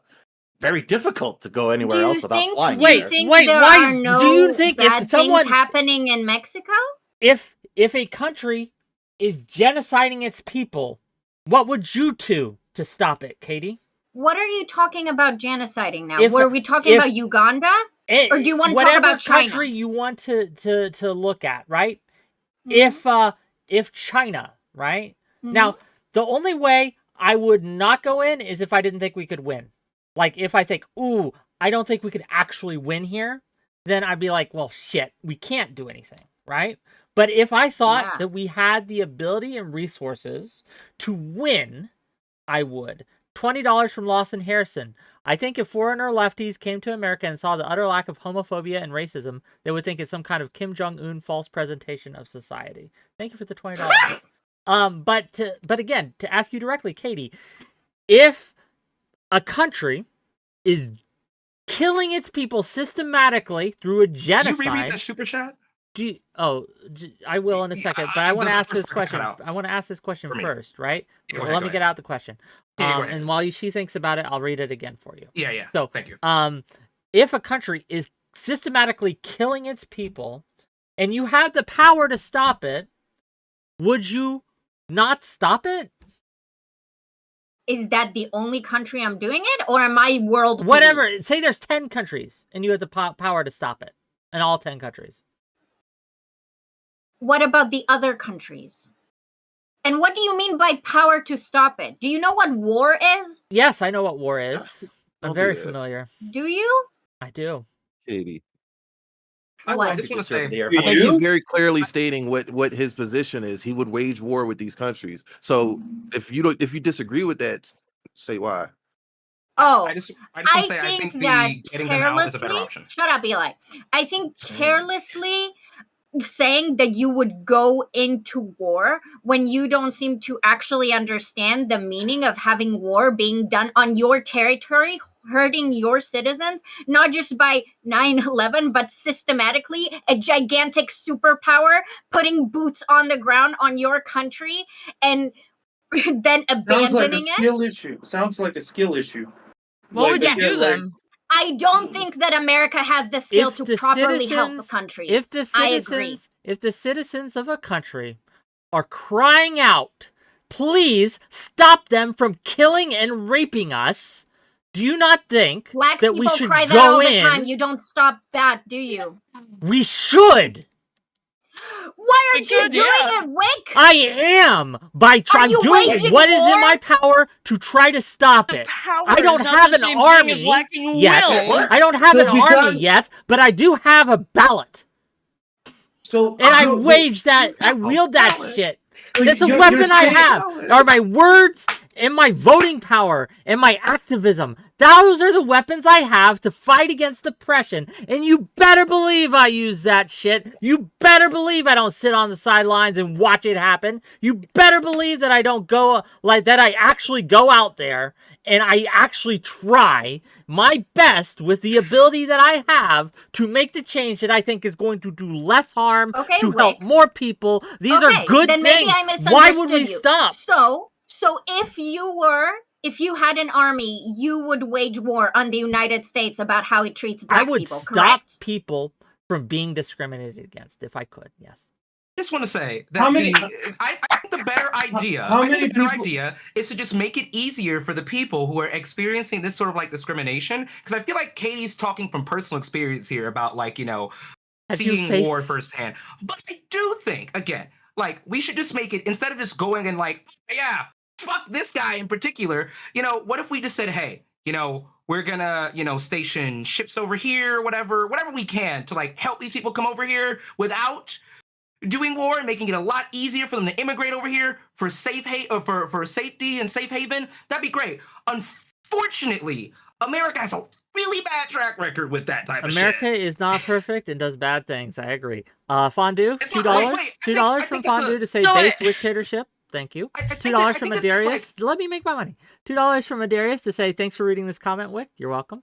Okay, thank you for those comments. And I just want to say that, like, I mean, okay, like, yeah, there's bad things and what have you, but the thing is that again, we're talking about American hegemony here, and I'm talking about a way in which American hegemony could actually be pretty good, you know, like, Or how about- instead, but instead, what happens with our hegemony is we just demonize anybody that's not a white person. It's like, oh yeah, the people at the southern border, yeah, no, they suck, and like, they are coming here to replace us and all this other type of shit, right? Uganda. Why not do both? Why Uganda. not help the people of the genocidal country and also try and stop the people enacting genocide? Because at the same when we do things like that, right, we risk killing innocents and what have you. I'm talking about a way, like I said, that would minimize bloodshed and get us really close to the outcome that we want. I think in allowing certain and cases helping that is people- the better Like, option. getting very No, close to this the is outcome we contextual. want. Just real quick. Nothing for Zephyr sure. Hash, Zephyr Hash for $5. Thanks for reading this comment, my parasocial dad. You're welcome, son. I'm dead. $2 from Adarius. How do we demonize non-white people at not Eli Monty? Ask him in the open. But let me answer the question. Then I I want to want play to video games with my I hot wanna wife toss after this. this. I'm not saying for no open. I want to toss this. I'll stay for that one. I want to toss this Yeah, to it's some already other happened, people. Katie. I want to toss this Trust to you. other people, but there are, again, this is contextual. If there's a situation where we can do more good by simply providing a refugee kind of path, right, for people, absolutely. But there are some instances where Is that before or after you countries, put them in cages? where our Ooh. countries, right, you act as if I'm okay with that. I am not okay with this is that. incredibly reductionist. Go ahead, Daedalus. But yeah, you The asked if point like is- if I No, again. no. Let me respond to that. The point is, Wick, that this is not a dictatorship. The way that America Should is be. operates in a way that causes harm. It's not about what you want. If you were in charge, I maybe wouldn't have said America is cringe. But you know what? You're not in charge. Other people are in charge of America, and they are making decisions that are exploitative, that are harmful, that causes wars, that harm people, all with very little And risk to even themselves. with all those bad things, the good that America does still outweighs those harmful things, which I will cop Source? to every single Very much one. disagree. I know Source? that's why we're having this discussion. But Daedalus, Okay. Prussia, Chris, that's the order we're going in. Go ahead. Can I just get a clarifier on where the fuck in this conversation we're at? we're at right now? Because like I No. appreciate the chance to speak. I don't know what the fuck I'm going to be talking about though. Like I have no idea what's happening here right now. We've long ago left the realm of the living. Very much. Hegemony. It's a system. It doesn't. It's no one's saying that any hegemony throughout history has come with all good or all bad, but it's what we got, and that's the point we're trying to make to you. It's what we have, and I want to abolish that. I want to go further. Excellent. Yes. Excellent. Let's talk about that. I fully support your efforts to end the world. I will be opposing that, however. Okay, so let's Imperialism open will the. all ends. No, just, let's No, talk that's about not it. imperialism. Again, another person who doesn't understand the prompt. No. Let's talk about it. Me and Eli want to abolish nation states and make it so there is no world hegemony. Well, there will be a world hegemony, but it would be an international one, not one that is guided by any specific interest of specific countries. And you think that would end the world? So we can talk about that now. Can I? In that case, yeah, that's a fair avenue to explore. How do you in that abolish case, China? Are you guys abolishing nation states with boots on the ground, or are you guys doing that from Twitter? Yeah, how are we doing that? Yeah, how do we abolish China? Okay, that's a super Explain good to- engagement, Chris. Explain to a- me. Explain to me in Decent. step by step how do we abolish China? Oh No, my I'd God. love to hear this. Yeah. Yeah, because nation the states. point What is, if we just let me we help. abolish? Yeah. Go The ahead. point is this, right? We can abolish our nation state, and the nation states that agree to be abolished, sure. What about the ones who don't? The ones who say, no, actually, this nice world order that you have, it's cool and all, but no, we're actually going to be the We'll just hegemony take instead.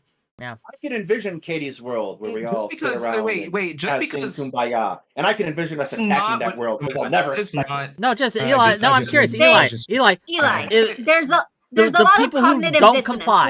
Let them cope. Sure. The okay? people I who just- don't I just comply want- with your I- idea. Help with what? With your dream world where Stop, like stop. Let Eli go. University- Eli, answer. So, I want the also cat on girl my fanboy. platform and like in terms of like how I make content and everything, I really like to talk about things that can hopefully help people think and view and tackle these types of concepts that are so vast and hard to talk about, help them tackle these things differently. So I think that maybe like if we, first off, the idea that we won't have a hegemony just means that like all of a sudden the world's going to end. I think that's really stupid.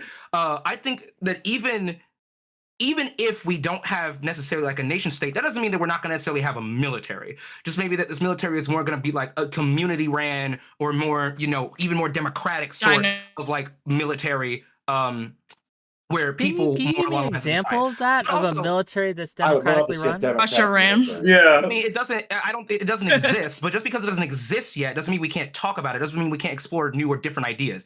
That's kind of why I prefaced this whole thing with what I said before that. But anyways, I think that if we were to show people that maybe there was a different way to live, there was a different way in which we can, come together as a species and as people, I think that if we lead by example, and if we start doing that, other citizens in other nations could follow suit and could maybe be like, yeah, you know what? Fuck this shit. No, I'm not going to enlist in the military. No, I'm not going to go work in this factory, continue to make weapons for you to go and bomb other people. No, we're checking out of this and we're leaving. And how do you do Like, that? I Eli? know that this They is look like they have a choice let- in let these me- countries. They're let me- dictatorship. No. Hold on, hold on. Let me I know that this is a hard concept to grasp because it's something that a lot of people don't think about, and it's not something that exists yet. But I just want to employ that just because something doesn't exist yet doesn't mean that A, it can't, or B, it won't. And also, we have to understand, we have to acknowledge that it's not big wig rich people that make the world go round and that make shit work. It's us. It's regular, everyday, working class people around the world that make this whole bitch spin. It's not Elon Musk. It's not Jeff Bezos. It's not these motherfuckers. They wouldn't be anywhere without the rest of us slaving away for them. Okay? So Great if you're not Say- starving to death. So how are you supposed to fight back when No, you're This is why I starving? said. Okay. This is why I said that we need to form class solidarity. We need to start helping each other. We need to start doing more boots on the ground things, more community outreach, holding and establishing things In like China? food pantries. And well, no, I'm saying lead by example first. If we're talking about American hegemony and the way, like, I just want to point out that Let's dismantle our leverage in the world so we can get fucked. Shut up, you in the red hat. You've been talking for like 5 minutes Shut up, about a shut dream up. world. Because I'm trying to explain myself. You guys keep fucking asking questions. Let me fucking explain this shit. Shut the fuck up. All right. Anyways, like I was saying, part of the reason why we intervene in so many governments where it's like socialist, communist, or any sort of like left-leaning government is because, or one of the reasons why America does it is because capitalists don't want American citizens to see how these places could potentially run and how these places and how people in these places can be happier and live better lives. As opposed to the shining success of the Soviet Union. The Soviet Union was the second So most first off, powerful country in the world for one at a decades. fucking time, goddammit. I mean, I So don't want to first sit off- here and listen to your dream world fairy tale that never will work. Like literally, Anyways, 10 out of 10. Eli, No just real notes quick, on this panel. just some housekeeping. Eli, Anyways, we do need so- to get to some other people. Well, I want to say this last point, and that is that yes, there have been times when left-wing governments have failed. There have been times where shit went really far south, right, and where things went bad and people died. We also have to recognize that during that time, the entire world was not in a good place during that time. Let's also not the shit that happened here in the Great fucking Depression, all right, and how it took a lot of more socialist ideas to pull us out of that recession. Not only that, but if one of my friends told me this, and this could be wrong. I could be completely wrong here. And yeah, if you guys want to dunk on me, sure, go ahead and fucking dunk on me. All right, I'll give you this dunk, right?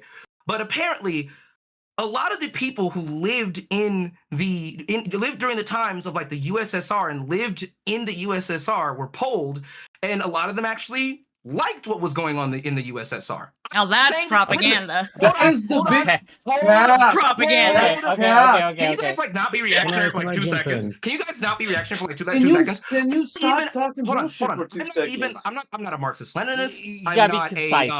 I'm not someone who defends the USSR or who believes the USSR was great. I understand that there are flaws to every system and there are weaknesses that can be exploited, all of that stuff. Again, I am not someone who's like sitting here worshiping Stalin or any of these motherfuckers. Thank God. I am much different than a lot of other leftists, and I'm not a tanky, none of that shit. I'm just saying there is a different way upon which we can think about this. It's probably going to take a little bit of imagination, but I think this, it's better than us just rolling over and taking it. Got you. Okay, $5 from Fondue, and we're gonna go to Russia next. Prussia. I'm sorry. We're gonna go to Prussia next, then Chris. Okay, Fondue says for $5, please someone tell this communist that people vote in America. $5 from the Trib One. I'm not a communist, you fucker. I'm not a communist. We're assuming the working class can become unified. The people that contribute the most to evil are working class. Rich people just benefit the most. What the fuck is that? That's because of it's $5. It's $5. It's $5. Let me make my money. People disagree with you. Prussia, please first of all, let me just give a little bit of historical context. In every other scenario where hegemonies fell down across the entire history of the world, a militarist autocratic state came in and rolled through all these democracies, decentralized states that were possible. Every time from the time of the Sumerians to China, the reason we call it China is because the Qin dynasty was the most militaristic autocratic one. To Russia against Moscow against Novgorod, against Poland, to Turkey and other regions. The thing is, we live in a unique time in history where the hegemon is semi-liberal, not perfectly liberal, and the hegemon is semi-willing to share in the profits of its hegemony. This has never happened. This is just bootlicking. You gotta let him finish. The dude is spreading Russian propaganda. Yeah, but we can reform the U.S. and the problems that you may see. You have the right to vote and express yourself within the system. And I'm glad that you have these critiques. I have critiques of my own. But like to say there that like we should dismantle the one world order which we can reform, hoping that magically like we won't get fucked. I don't know if we can reform it. I think we Can are. I offer an alternative? Go ahead, Katie. Sure, Katie, go ahead. Yeah. So when I was talking about Chris has to go next though. Chris has to go next. So. When I was talking about like abolishing nation states, obviously, if that's something that was going to happen, just in the same way that if the world was ever going to shift in terms of its economic structure away from capitalism, America is going to have to agree to do that and lead that process, right? So if the world wanted to shift away from nation states, America would also need to be, because it's most close to those ideas because they're more liberal than the other superpowers. They will be the one leading that. I want to use American hegemony to dissolve nation states. I'm not trying to take away the influence of America. I want the problem is that American culture and like the white supremacy and just general supremacy within American nationalism does not allow Americans to think that someone is worthwhile as they are. They're not capable of that. Yeah. So if there was a change in perspective for Americans and they wanted a global unity with other people of the planet, and they thought those people were worthwhile to not be dominated but worked with, then America would have to lead that process by using both financial means and also military intimidation to, yes, coerce other nation states into playing along, just like America does with everything. I'm not against using intimidation. Want a stronger hegemony for that. Wouldn't stop a genocide either. Yes, yeah, you need Can I supreme comment? hegemony. Where You we can, would but have Chris complete has to go. control. Chris. Yeah, I'll bring us back to what Eli was talking about earlier. When you say something like, I do my content in a way that helps people to tackle these things and these concepts and helps them understand these like so difficult struggles that we have. In my head, that literally translates to, I sit at home and talk about the glorious utopia because I'm too full of shit to live by my values. So I just exist in a pipe dream world. Now you've said, no, you will not interrupt me again. No, just let me finish my point. Yeah, you said that we're going to form class solidarity. We're going to help each other. We're going to do more boots on the ground stuff, and we're going to establish food pantries and lead by example. But you didn't say how we're going to do any single one of these fucking things. Now, I'll be alongside you to criticize capitalism often and hard, and I'll be alongside you when we praise social policies. But I'm not going to stand by your side when the grievances of capitalism seem to be that you can't fucking hack it, so you're an online fraud. The fact that you can't help yourself to interrupt people every time they talk just goes to show that you have your last two fucking grey cells. Like you want to say no, stop. I'm not gonna let you finish because now you're just we have to. I just want you to know. You're literally doing it now. Finish. I had to mute you, Monty, because we gotta let Chris. Chris hasn't gone. Chris needs to go. Let Chris go. Go, Chris. Finish your point, and then we'll open it up. Yeah, all I was going to finish off by saying that it just goes to show that he's got his last fucking two brain cells fighting for the third place. Do you have a point other than insulting Eli? Yeah, and the point earlier was that he hasn't said how we're going to do any of these things, and it seems like every time he tries to, it's just some fucking version of a pipe dream world where how about the USA just does these things out of the goodness of their heart? Why don't everyone get a 5-bedroom house and a maid? But that maid isn't being exploited by anyone. Why don't we just all have food on the table? It's just fucking bullshit. He's not saying anything. Okay. Eli, you may respond. All right, I want to respond by saying that I don't have all the answers, and I never claim to be the person that does have all of the answers. Because, like I said earlier, this is a very complex thing. We're talking about literally overriding years upon years of societal construction and buildup and what have you. Obviously, somebody that does not even have a college degree is probably not going to have all the answers, but I can at least put 2 and 2 together and point out where things are wrong. And as a matter of fact, you wanted to say that I don't live by my principles. Motherfucker, for my job, I literally do things. It is my job to think of ways in which we can make things better for some of the most underprivileged people in our society. Before, I know that a lot of people are going to say he's just virtue signaling, but I used to help homeless people. I used to pick them up off the street and I would help them find housing. I would literally put them into housing. Now what I do is I am an interventive measure to prevent people who have mental health disorders and who were formerly homeless from getting evicted. Motherfucker, what the fuck do you do for a living?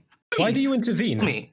Why do you Please. intervene? I will answer your question just a sec. Why do you intervene? What gives you What do the you- right to intervene on these people's authority, on these people's They sovereignty? asked Why me do you have Oh, the right this to is jump in and super intervene? They good. asked me for help, and I This know you're is gonna. really I know good you're gonna faith. make a straw man and make the comparison to other countries, whatever. Go ahead, whatever. I don't give a shit. But just tell me what the fuck you do, since you want to say that I'm a fraud and everything, and I'm not living by my principles when I'm literally doing that for a fucking living. Please explain to me your contribution, Mr. Anime Profile Picture. Explain to me what the fuck you do every day when you wake up in the morning. I can't wait for this shit. Yeah, absolutely. So my day-to-day job is that I'm a financial analyst in the anti-money laundering field, and what I do for a living is I stop the Russian transactions from fueling the money that they spent to invade Ukraine. That's my day job. That's what I do. I will admit, that's pretty good. But don't sit here and just Okay. assume shit about me, because Okay. I assume fucking shit about you, God, motherfucker. Okay. It's 8 o'clock. Piece of shit. It's 8 o'clock. I don't know if this is productive at all, but we're gonna give. I know what people have things to do and places to go, but we aren't ending the show. We're gonna keep going. We're gonna open it up. So if you've been wanting on, jump backstage. Click the Discord link. Jump backstage, and we'll pull you on in a second. But I want to give everyone here a chance to have a closing outro. Closing thoughts, briefly, please, and tell people where they can find you. We're gonna start with Daedalus. Go ahead. Thanks. All right. So I'm just going to go my closing statement. The concept of hegemony is unspeakably ancient. It reaches back to the cradle of human civilization in Sumer. Regional and super-regional hegemons have at various times existed and brought around a system of order to international relations. The United States stands as the world's first global hegemon, and our reach and power is unprecedented. These conditions seem likely to persist, and so long as we strive onward to, in the words of the framers, form a more perfect union, we should welcome this state of affairs as the best way to move forward in relative security. If you want to come find me, you can come find me at Two Guys Talking History. Check them out, gang. Thank you for being here. Katie, please. Yeah. So I think everyone's reactions have been really dumb.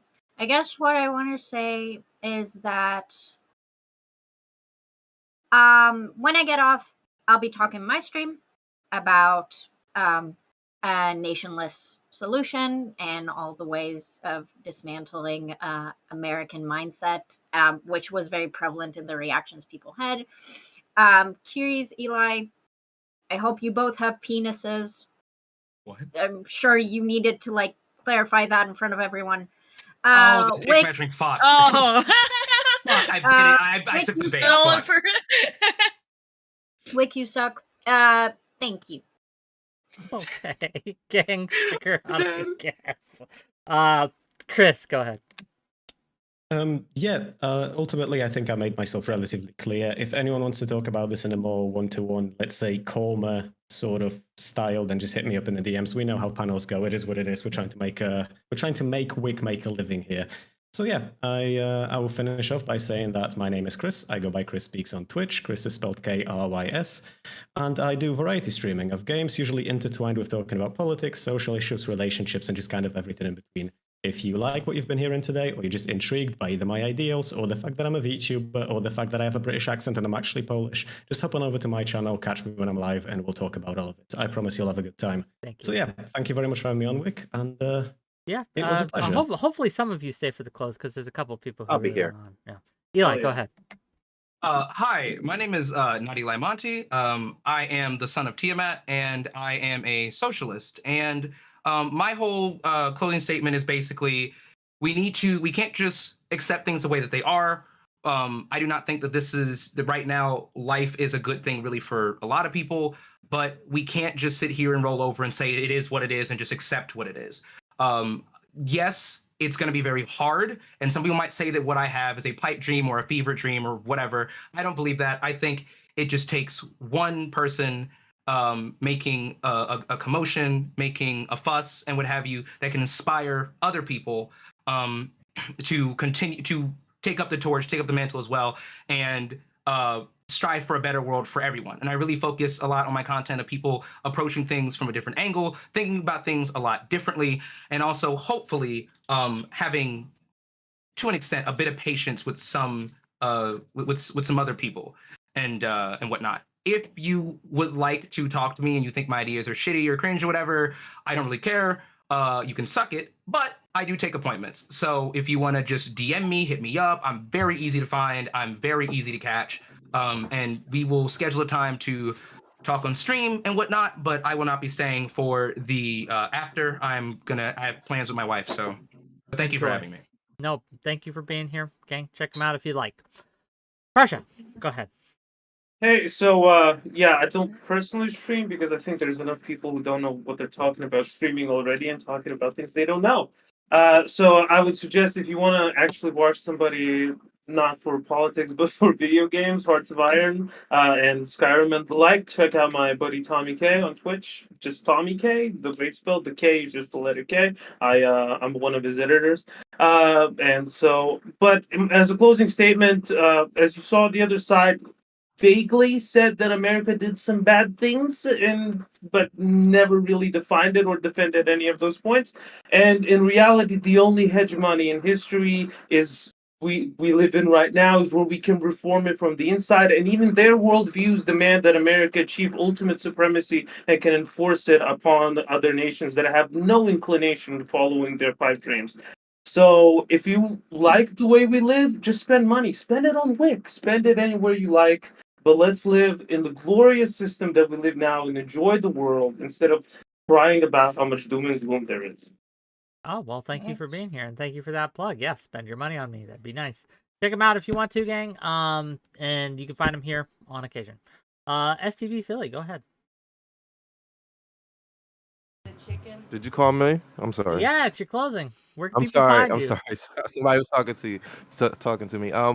So my closing is basically if you live in Budapest or I don't know, Iraq, or excuse me, Budapest or like Kiev, I'm sure you really appreciate the American hegemony. But if you live in like Afghanistan, Yemen, Pakistan, Somalia, if I can name 20 other countries, you might have a different point of view. So I guess it largely depends on where you live, how America has affected your daily life, and that's going to be your point of view. Me living in America, I see the benefits of American hegemony, but I also see the devastating effects it has on other people around the world. Remember, America's 3.5% of the world's population, so I don't feel like the disproportionate amount of power we have around the world quite matches there. But hey, that's just my opinion. My name's STV Philly. You can find me on all social medias at STV Philly. And that's it. Thank you for having me, Wick. I really appreciate it. Oh, thanks for being here. Check them out, gang. Last but not least, 𝕵𝖔𝖎. I'm sorry about your internet, that you could be a better participant today, or a bigger participant, I should say. But it is what it is. Where can people find you? I'll be sorry, Wick. The weak have to learn. Oh, sorry. Go ahead. No, 𝕵𝖴, it's your turn. Oh, has it been a bit better since I turned the camera? No. No, it has not. It's been better. It has been a bit better. Well, I'll just live in despair, I guess. I actually think STV great statement at the end there. I was pretty much gonna say a very similar thing. A lot of almost anything that's gonna involve international relations and things like that. Complex problem that different people with different perspectives are gonna look. Can't really just point at one thing and say that is the issue. Instead, it's usually going to be a conglomerate of smaller problems that need solutions, and that's usually how it'll improve. Well, thank you for being here. Put your links in my chat so people know where to find you. That'd be great. And with that, if you need to go, I understand. But if you want to stay, we're going to continue having this discussion. Gang, next week, by the way, so if you're watching this on YouTube, hit that like button, hit that subscribe button. It's the end of the month, so any money you go now will count towards June, and I could really use those numbers up. So throw me some super chats, throw me some donations if you got it in you. If you have a few extra bucks in the wallet, I can't do this for free. You got to help a brother out and help me make some money and put food on my table, to be clear.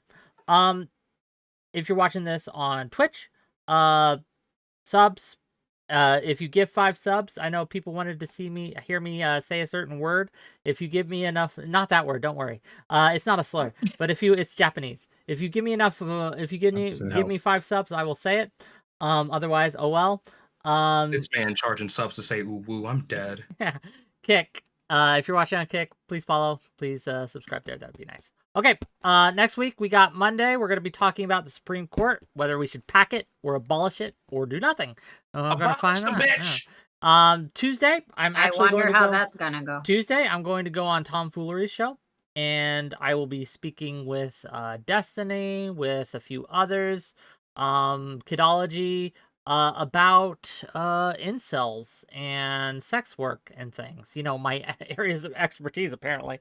He invited me, and so I decided to come. Not my show, so not my guest list. $2 from Lisa Blogger. You got to pay me more money than that. Okay.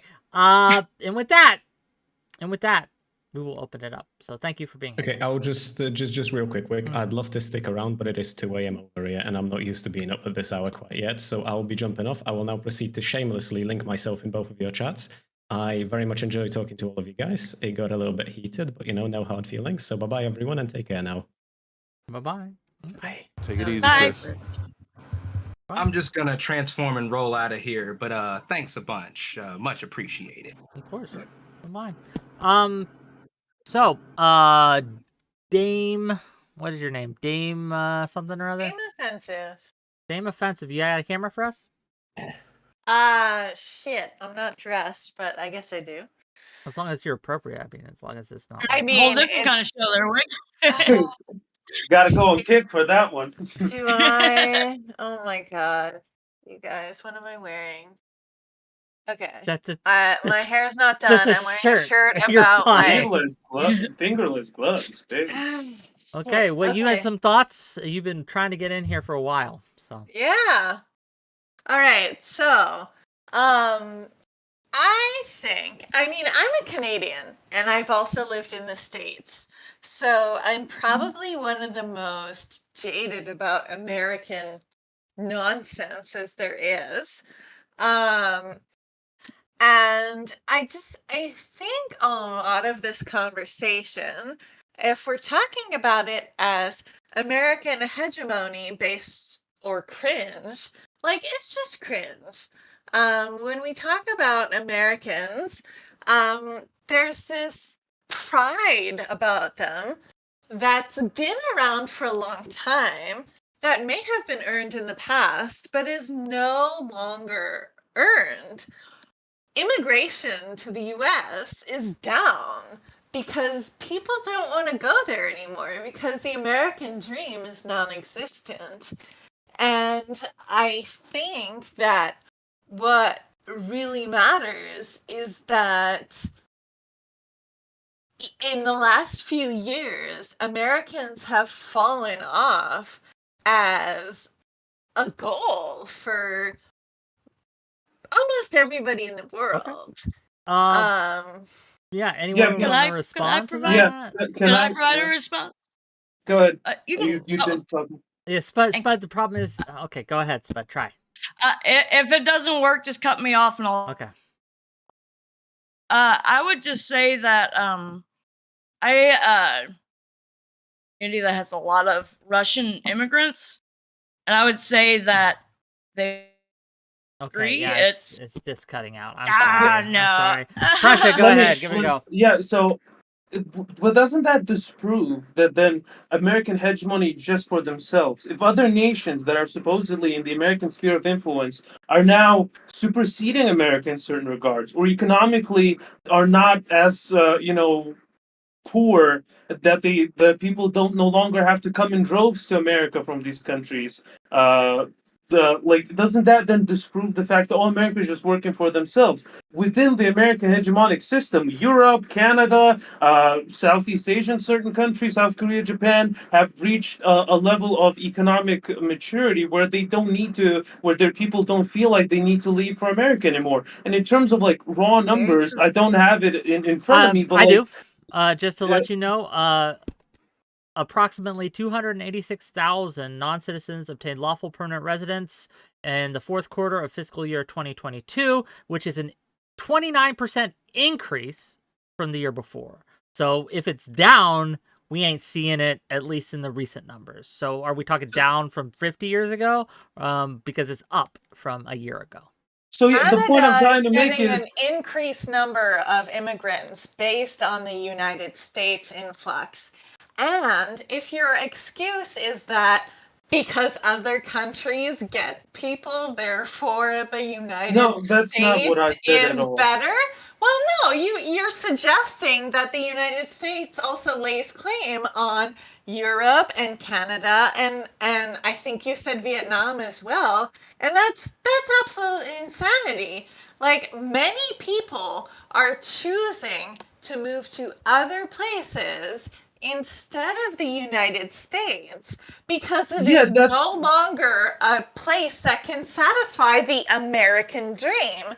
And yeah. There are the other places within American hegemonic system, within NATO, partnership alliances that are just as economically viable as the United States. So again, if we're talking just purely hegemonically, I guess America was so good for these countries that they superseded America now in certain regards. And in terms of like other poor countries, the numbers seem to be increasing because all I'm hearing from America is discussing how to deal with immigration. I mean, from it's my really understanding, funny that you would use the term superseding and still claim that America wins that. Just think about how that works for America, 1 minute. America wins in a way that it's so benevolent that countries working with it become so economically viable that they themselves start seeing immigration. So America is so non-selfish and such a good hegemon that, Yeah, like, I mean, same response. Like, I have nothing to say but to laugh at you I mean, because you're that's such saying a that ludicrous America. argument.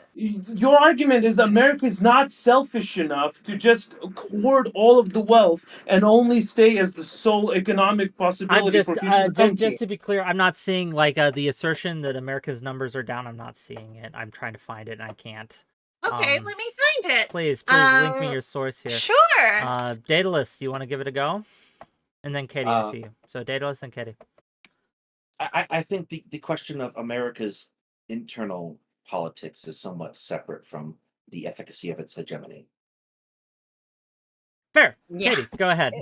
True. Dodge.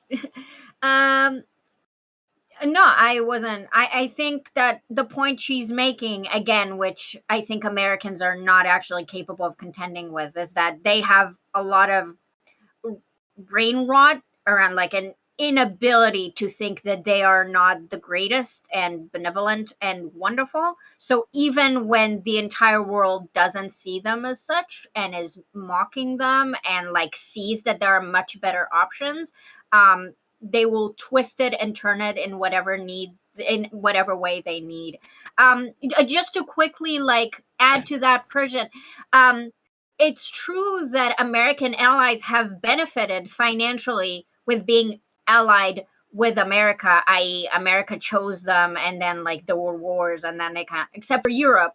I would, however, like to point out that that financial success is again on the backs of the countries that America is exploiting, you know, like the global south, for example, which was the entire point that a lot of us were trying to make during the panel. Yes, no one is disputing that America is successful, that Europe is successful. We are saying, however, that they are financially prosperous because they are actively harming other nations.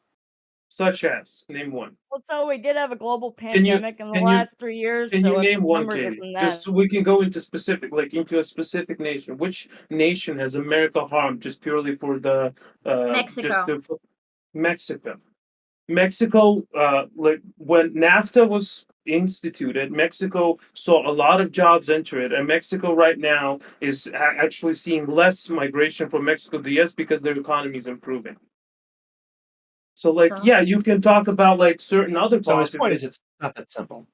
Yeah, again, it's not so simple that like, oh, America's just eating stuff from Mexico. Like Mexico also has a mutually beneficial relationship with the United okay, States. so here's the thing. When you say mutually beneficial, you mean America does harm to a country and exploits it, and then that country is like marginally succeeding in some metric, and then America gets credit for it. How like, can you specify how is the United States exploiting Mexico? Which way do you mean specifically? Because the only way I see it is the drug war is empowering the cartels, and I would grant you that. Yes, I think that internal policy is very damaging to Mexico. But in reality, Mexico getting jobs and trading with the United States has been mutually beneficial. It Wait, do stopped you think Mexico that I'm from saying turning. that trading with the United States isn't beneficial? Well, he's to asking countries? Katie, how in the Expressing last what it is. 50 years, right? In the last 50 years, let's say. How, and thank you for the gift sub, David Chapman. More subs, more money, gang, because I need those numbers up so I can put food on my table. Okay, Katie, the question is, in the last 50 years, what specifically is America doing to exploit Mexico? And thank you again for the gift sub. Really appreciate you. So I'm going to interrupt you really briefly. I feel Thank you like too, you've STD. changed. You've moved the goalposts.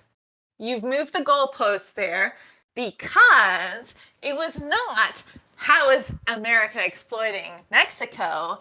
It's how has America influenced Mexico into a negative state. And that's, you need to be very careful about those No, I'll grant you that. I'll grant you changes. that. Dame, Okay. do you mind me saying Dame? Is Dame fine? Oh, that's I don't know fine. how to call you. Okay, Dame. Yeah, Dame is fine. Okay, so Dame.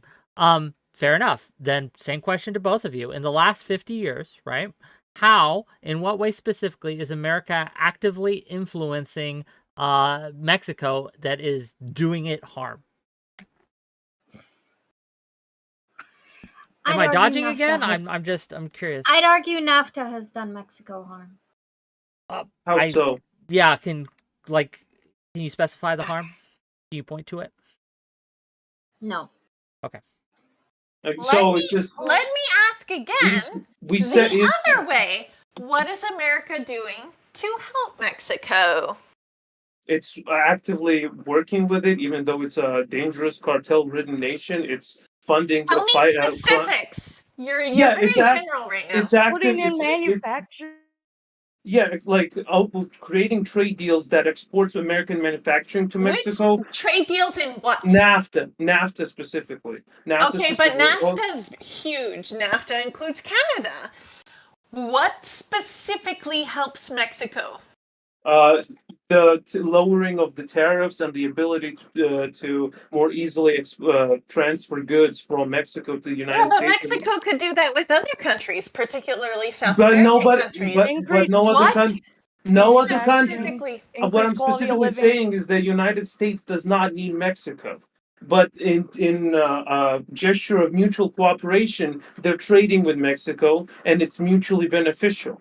And again, there's probably, I don't know, USAID is probably sending quite a bit of money to Mexico just as well. I don't have the specifics in So front you're of me. talking about generic. I'm not talking about overviews. You are. I'm not talking about generic. In what industries does Mexico trade with the US? Automotive industry. Oh, automotive. Okay, which companies? GE, GM and General Ford. Electric. I is love one, its level of actually. specificity Yes, when we couldn't even get no, one that's fine. thing that they were doing to cause. Yeah, So again, that you're we trying to get me on exact semantics, companies but again, like of you what chose I'm this not trying to topic. get you on semantics. There wasn't No, even but a you're you're trying, talking, like, you're So- talking about GM. I want to give An a American specific here. company. I'll give you a specific here. So one of the things that the only reasons we have NAFTA is because Mexico asked us for it. They said, "Please give us this trade deal," So why hasn't America pulled out yet? because it also benefits us. Okay, but is It's mutual Mexico benefit. the So only the benefit that country- Mexico country gets that- is it gets industry, jobs from General Motors, other corporations that I can list if you want me to, right? I can list specific ones. Sure, go ahead. Okay. Give me, like, this is all Googleable, you know this, right? Okay. Yeah. Like, again, she's just trying to be a little concerned troll. Okay, give me on a specific. I'm asking you specifically for industries because automotive you industry. said GM, which is an American company. Yes, So but this okay. Yes, okay. American If this is your company that concern, you an claim- American company has brought its infrastructure. It has built factories and things within Mexico to give Mexican workers jobs and provide economic benefits to Is them. it still an American company? I Yeah, assume so, that's yeah. kind of Yes. the point. An American company. Why what is does it an Amer- American company if it's in Mexico? Yes. It's owned by What- it- like let- So owner. the Yes, it's Okay, still then ownership it's is both. what matters. Ooh, great. That's not all Okay. that matters. That isn't that's all that makes matters. it absolutely not the what matters. American.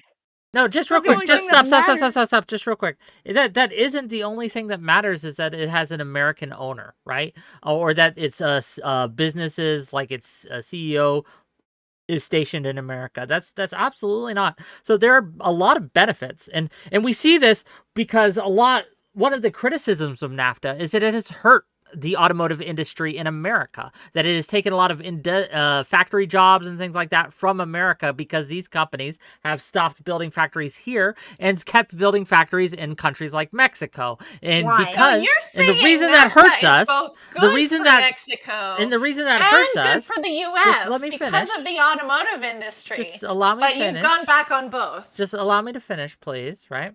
Okay. And one of the reasons that it hurt, like countries like, states like Pennsylvania, Detroit, Detroit's not a state, but Detroit City, absolutely got devastated because of this, Michigan. right? That was before NAFTA. Well, sure, but this didn't help. Is because these factories, when you have these industries built, this infrastructure built, it does provide benefits to the host city and the host country by allowing economic. It's a source of economic boon, for lack of a better word. I'm sorry, I'm not an economist. I'm not an economist, so I can't give you the exact language here. I don't have the verbiage to say what I'm trying to say, but it and does again, provide a let me- benefit. Wait, right? is that kind of like the thing of how if you build a sweatshop somewhere that the children get to work in the sweatshop? These and aren't then it's good for them? sweatshops, though. No, right? I'm asking if that's like the same No, argument, but these aren't because- sweatshops. It's just exploitative labor. No, Yeah, the what we're sweatshops is the talking- exploitative labor. Like this, that stuff. When we talk about the sweatshops, Well, in they work China for and lower Thailand, wages than they would in the U.S., right? That's the point. But the Yeah, but cost of there living- wouldn't be these jobs in Mexico. The reason that like these companies are moving is because the United States government created an environment where these companies can now work within Mexico. Otherwise, Yes. they wouldn't be They're able working to. for lower Why wages. wouldn't they be able to work in the United States, though? They wouldn't be able to work in Mexico if the United States didn't create a governmental environment where trading with Mexico is possible to this extent. This free. So why don't they just work in the United States, though? Because in Mexico they have more competitive labor market.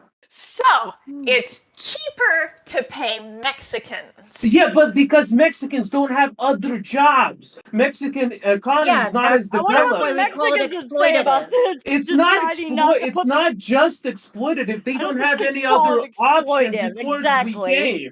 Like again, Yeah, if that's why if we you call don't- it that. if you're Because if you starving- take someone who's starving and then you give them like half a loaf of bread, even though You save them would have from given someone starving. else. That's better. It's You only save if them you're from causing starving. Yes, You're- you can causing them to starve. you can save them from starving. It doesn't mean that you're not exploiting their labor. I mean, at You that get that? point, like you're no, saying that it like doesn't. all They're not labor is causing the harm. exploitative, which is just like Hurting then them. like you're just I against think that is her capitalism. take, actually. Yeah, I know that's a, but then again, but that's I just, haven't like, heard. So can you tell me what your what my can you take. repeat it again? Mhm. Yeah, what I'm saying is that like if you buy into your framework that all labor is exploitative, sure, what you're saying makes sense. But in the reality we live in, where Mexicans would like to have semi-decent paying jobs, they welcomed these trade deals with open arms because it was a boon to their citizens. Okay, so what I'm saying is that while we can talk about how all labor is exploitative, the beginning why we started this was because you said that America is so great and benevolent and helpful to everyone. And I was like, well, no, America actually extracts resources from other countries. And that's why it and its neighbors are successful, because instead of paying their own people what they're due and keeping their jobs inside, they import the jobs to other countries where people would put up with less money. And then they'll get to call themselves benevolent by doing those people a favor. You get that? That's my point. No, but the reality of the situation is that like if we treat labor as a market, just like any other service or commodity, Mexican people are willing to sell their labor for less, and America is simply buying it from them. But this doesn't hold. It is first of all, it is an open panel. So if you want on, hop backstage, click exclamation point Discord, click the link, hop backstage. I'll pull you in. But this difference in wages isn't just an international thing; it's national too. In my area, right, the pay for the same job that would be in California is significantly less. A Pennsylvanian gets significantly less for doing the exact same thing a Californian does. It is not simply that the companies here are exploiting us compared to the companies in California. That's not how this works, right? It's a lot more complex than that. And I think that to simply landlords say in California are exploiting Californian renters. I would actually agree with you on the housing thing, but that's a different topic. But that doesn't mean they're exploiting Pennsylvanians. Like again, what you're saying is that like everyone is being exploited by Washington D.C. Like literally just one city, it's exploiting Florida. By Washington D.C. I said never claimed that. Are you just like making up your own arguments? No one said that. But this is just a labor market, and that's how it works. Mexicans, yes, just because it's a labor market doesn't mean it has problems that we can't solve. So again, Mexico could increase. Doesn't mean it's automatically a purposeful exploit. Mexico it doesn't could have increase to be purposeful to still be exploitation. Yeah, but again, but she needs to move the goalpost. Mexico could increase their minimum wage to the standard that the. So it's Mexico's fault that American companies aren't paying workers enough. I mean, they agreed to the deal. Yeah, like they actually sought out the deal. No. Why are you laughing at this? If I say, hey, I will pay you X amount, right, to do a job, and you're like, cool, let's go. Have you ever been jobless? I'm jobless now. Like, yes. Yes, but you are making money, aren't you? I wish I was you were more. just begging for money. I am begging. And let me do that again, gang. If you're listening, on your knees, if you're watching this, please, I will get on my knees here. I'm doing it right now. You can't tell the difference because my chair. I am on my knees begging you, gang. If you want more content, if you want more of this kind of thing and better things, you got to give me money. Super chats. Subs in the chat. All great. Are you gonna? Wick, could I? Wick. Hi. Daedalus. Dane, full disclosure, me and Dame are friends. I feel like you're going somewhere here. Where are we going? Like, what's the end state that you would like to bring? I just very quickly want to. Like, the reason why I laughed is because sometimes we will say that people can enter certain contracts and like we'll say that's reasonable or that's okay. And sometimes we'll say, no, this is actually a hyper exploitative situation. And all I had to do was to talk someone who said that America is benevolent and caring of other countries because its allies are succeeding. And I was saying, well, actually, no, you're exploiting half the globe. And all I have to prove is that America employs a type of exploitation of like cheap labor force, which she did for me. Granted, I couldn't have done that myself. I'm not as knowledgeable. No, but that's so I was laughing because if a drug addict agrees to suck your dick if you'll give him heroin, he'll agree to do it. But you're still a shitty person. Speaking of sucking dick, $50 from No Step on Snake. Thank you. I don't have to suck dick anymore with that $50. But, I will if you give me 50 more. So, okay. Daedalus, $50. To your point. No, just let me read this. He paid $50 for me to read this. He paid me $50 to ask this question. Can we get a firm definition of exploitation? And I'm curious. What is Dame? Define exploitation, please. Exploitation is a shift in power where one person uses their power to make sure that the other person can benefit them without any power on their side. So what we've often been talking about here is the exploitation of wages. And a very specific example is where Mexicans are paid less than Americans. Why and the exploitation there is Because specifically, as you guys pointed out, Mexico doesn't have the same minimum wage laws. And therefore, Mexicans get paid less than Americans. That is exploitation because those companies are specifically seeking out their power to pay as little as possible. So, like, again, the reality of the situation is now because of the trade deal of NAFTA, Americans enjoy cheaper vehicles than they would under if the vehicles weren't being made in the U.S. It's simply gonna. It's countries accept those no, deals because not they at the benefit expense their of Mexicans. country. There is no other job in Mexico. Like, That's how India came out of poverty, for God's sake. That's how they stopped being a first world country. Was like again, if you don't like trading that America ensures enough stability in the world for there to be prosperous trade between nations is the reason why Mexico has an economy to begin with. I need Like- you to Oh my explain more God. about this whole India thing, please.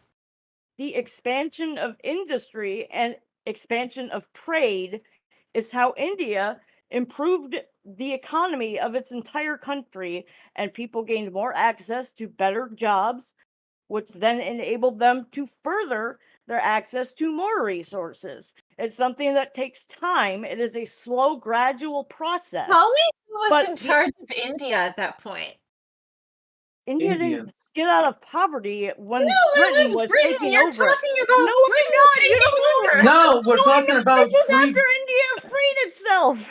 What? Yeah, again, Why do India. you think India freed itself? Okay, Because I they want some were clarity actually here. being What she is exploited. referring to, what Spud Bean, or I'm sorry, Spud Gun, I'm sorry. What Spud You're Gun fine. is referring to here is the trade deals in the last 30 years that we've had with Yes. India. Okay. Exactly. Britain independence was achieved, I think, in the 60s, right? I'm pretty Yeah. sure. So that India is better India- now. Yes, is what you're absolutely. saying. Yes, It's because better one now. was exploitive and one wasn't. That's what I'm saying. Is that the existence Oh, of a because discrepancy doesn't system automatically equate to Everybody in India is exploitation. very happy with the caste system. Oh my gosh, Yeah, this is the so caste overly system simplistic. predates The fucking caste America system has and Britain. started to end too because of this. And again, we're talking about a country that had its independence for 30 years Yes. and then started trading the resource it had, which is cheap labor, because that's the only resource they had, with other nations. And they own Then they trade that's produce only more. possible because of the stability So, created by the US. Is it possible that India were exploited to the ground by the British, Yes. and now they're They still were. being exploited by other nations as well, just enough to also rise in power? No, because the fact that they are able Trading to with improve another our nation resources is over not- time is what makes it not exploitative. Trading, right now, the right now, fact that you are calling human labor, you are saying trading, and what you mean, I'm gonna be honest. When Wick asked for the definition of exploitation, I just Googled it. And the Google that I came up with is the action or effect of treating someone unfairly in order to benefit from the work. Now, I assume that's not a very good definition, but the key word is unfairly here. And it's very clear that you guys, because you have a neoliberal perspective, what you guys, how the world works, how the economics of the world, whatever laws there are, that's fine. And as long as I play within the system, it's fair. And other people who don't hate the working class and do want people to not be exploited think that maybe just because there's a law about something doesn't make it okay. That's You not know, what I'm It's just arguing. not because a law. just because Not what it's I'm arguing. legal, So law. just saying because it's not it's my argument. legal, It's not just about because legality. it's legal, Yeah, that's not just the because argument. it's That's legal, absolutely- just Repeating it because doesn't it's make it Just the legal, because you argument. repeat just because stupid it's arguments legal. doesn't make them true. I will finish talking. Fanatic. Just Fanatic because it's 2.0. legal to do something that is exploitative does not make it not exploitative. Now, I am not saying All that there are labor is necessarily we Jordan boy, we can talk about alternatives all you want, okay? You brought up America being benevolent. I said that America profits off of the They're global benevolent. south. I never used the word benevolent at any point. Yes, he Something- did, actually. I said didn't. I'm saying America's that's not my benevolent. argument. I don't know if it's his or not. I'm saying for me It personally, is his. That's why I'm It is talking my to him. argument. It is my Yes. argument. Go ahead. So, you said they are benevolent. I said they can be benevolent to their allies because they're literally exploiting the other half of the world who just happens to not be white. And then they just profit off of that. So, I proved my point. Can you tell me how they're benevolent when you agree that what they're doing is using cheaper labor force? Because they don't want to that's pay not their own people. exploitation. Because it's not the exploitation. Like right now, we're purchasing a lot of gas and oil from Norway. Are we exploiting Norway? No, we're not. There's a resource. Human labor is a resource in economic market. Yes, but why Norway now? Because we're fighting a trade war with Russia and we're not buying their oil. Yes. Are you referring Why to is Lithuania? that bad? Like a lot of European. It's Wait, what is it bad? Do you What think that It's the fact that good we're that not we're buying from happening. oil from Russia? Just real quick. Well, no, real quick. First of all, I see your super chat for $5. I'll get that in a second. But I gotta ask Dame here. Do you think it's bad that we're buying from another country than Russia? No. Okay. No, I you think not it's good. get her I'm asking point? why it's bad that we're stopping because that's the implication Jordan has. Why it's it's not bad bad. that we're stopping It's to? It's not bad. It's good that we're not trading with Russia. But like, Okay. but then Why like, were if you buying from Russia first?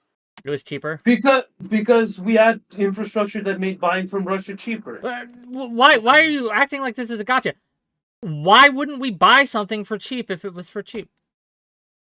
Because Persian made the argument, for example, earlier that we were helping Russia, and look what Russia did. It turned around and stabbed us in the back, right? We were trading with Russia, and it was beneficial to Russia. The entire war budget that they're now using to wage the war is it would built have on been the more trade beneficial circle. to them. Russia, the bad superpower that you suck America's dick because you're so afraid of Russia. Russia is doing good things when they're selling you oil, yes? Surely I'm they gonna- don't I'm exploit gonna- their It's labor. not I'm a gonna good pause or a bad everybody thing. right here really loading of the quickly. On there, language. We haven't it's heard good from for them. Philly in a long time, and I'm really curious. Well, before Philly goes, $5 for the trip to say, so America takes away everything it's a part of. Is Mexico better off? I think we got to show why it's exploitative, bond, cost, everything costs money. SCV Philly, go. So my thoughts on this basically is exploitation. I think when with Katie and Dame are trying to refer to is capital owners arbitrarily setting a wage for work which doesn't it doesn't reflect the actual work you put in. So say I work for Domino's and I make 15 pizzas, I'm still getting paid the same wages if I were to make 80 pizzas. And Domino's is going to they're going to benefit the most out of that, even though I agreed to the wage they're paying me, even though technically this is an agreement that's made. It's a little coercive and it's a little exploitative for those reasons. That's just what I was thinking of when they say exploitation. That's what comes to my mind. Yeah, but that's We all all agree labor. on that. All Labor labor that is way or exploited. value Social that is way. bullshit. Value Yeah, is again- subjective. That's Marxist theory of labor. Yeah, again, it's just like Marxist bullshit of like, oh, all labor is exploitative. So let me Why is Marxist bullshit? because it never works. It never worked, and it will never work. Explain how. What Because it hasn't failed worked? every time that it was tried. Because Wait, it we're talking tries- about Oh. we're talking about why all labor is exploitative right now. I'm What try- does can that I have to do try- with what worked? Can I try and take a stab Because at it? like if you consider all labor exploitative, that is within the Marxist framework, and that framework is proven to be false time and again because it's not realistic within the real world. Okay, so is not- we have two ways to look at this. Marxism failed? Do you have examples of where capitalism succeeded for the Right population? now, we live in a successful capitalist There are system. homeless people all across America. This existence of homeless Look, people. there means were the homeless entire people enterprise like is a failure. throughout entirety of history in every system. Just because there's not everyone is ultimately perfectly rich doesn't mean like we can't compare the collapses. You use the term No. rich. No. You We use the can't. term Shut up. No one rich. cares. Let me finish my point. Just Why we are you can't rude to her? compare there being homeless people to the collapse of societies that socialism ushered in into Can I like just vast say- areas of the world. I'm not talking about workers, seizing the means of production and all that. What I'm talking is representative wages to the work that you put in. I'm not talking about any overall economic system. Yeah. Yeah, I it's not any deeper than that. I'm not a Marxist. I'm not a socialist. I'm not a whatever's to the left of socialism. I'm just saying that it's Katie? not fair to pay somebody $7.25 an hour, no matter how much work or how much value they bring to your company, how much work they do. That's my critique. It's not any Marxist. And I bullshit. would actually had say a point you get. specific to that. Go If ahead. Go ahead. So my issue is more with the. I think at one point you said that the wage is arbitrarily assigned.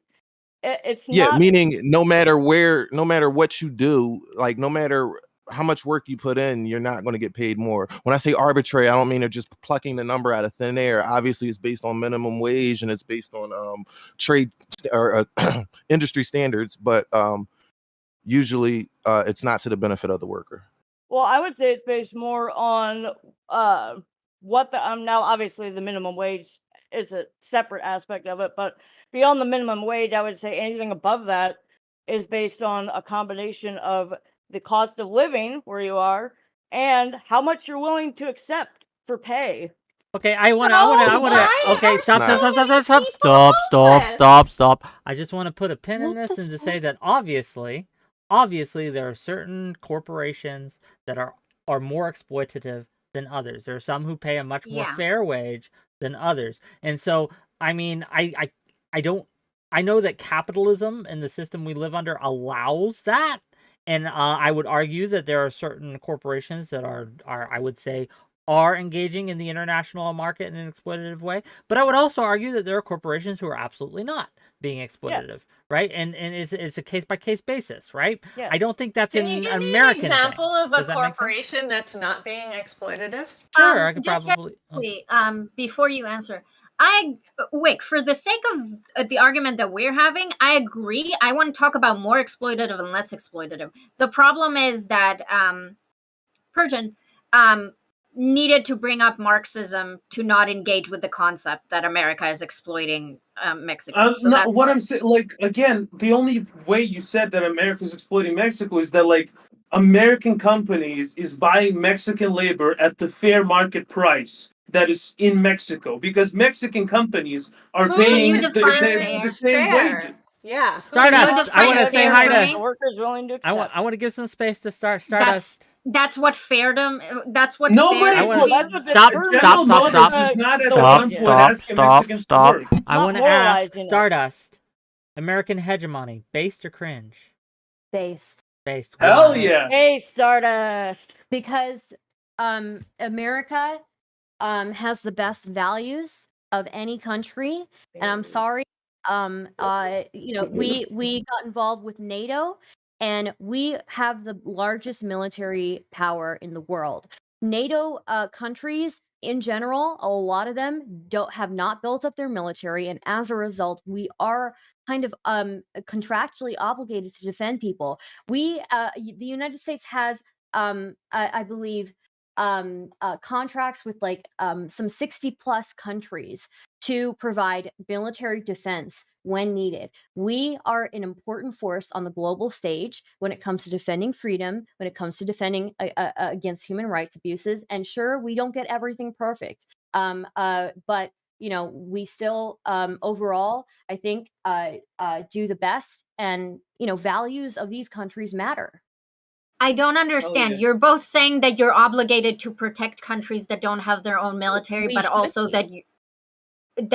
okay, but you like said that it's a problem that you got involved with NATO and that you have to protect No, I didn't say certain it was countries. a problem. I didn't say it was a problem. You didn't? I do think that there is a problem with maybe NATO members not building up their military like they contractually said that they would. What do But you I even still know think- about the Canadian military?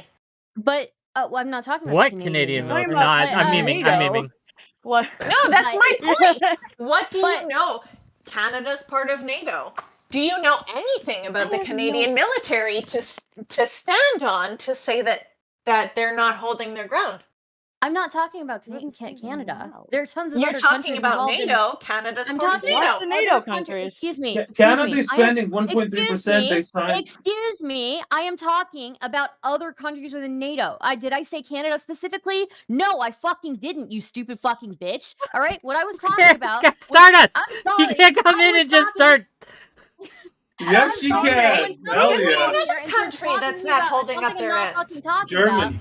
Hello, what the fuck are you Germany? talking about? I'm talking about Germany other has not been countries holding up their end. involved in NATO, sorry, that have not built up their military like they said that they would. And you know what?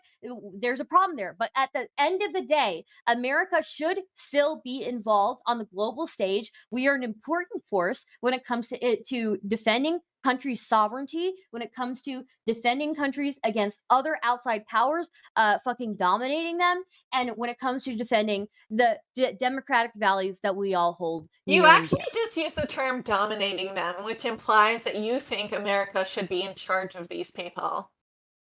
I think that America should. I don't have a problem with America being the world police. I have no problem Hell with yeah. it. Mob these Hey. fucking dictators, genocide pedophiles. Hell yeah.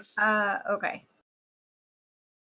So you think America should be Katie. See you the later, Katie. the genocide? Like you just Damn, you said I really America couldn't should piss her commit off. genocide? Is that what you just said? I just said America should intervene if a genocide is happening. Yes, absolutely. Yes. I said that. Oh, Absolutely. okay. Can you think of any genocide that's been happening right now where America hasn't been chiming in? Yeah, the Uyghur I mean, genocide. And guess yeah, what?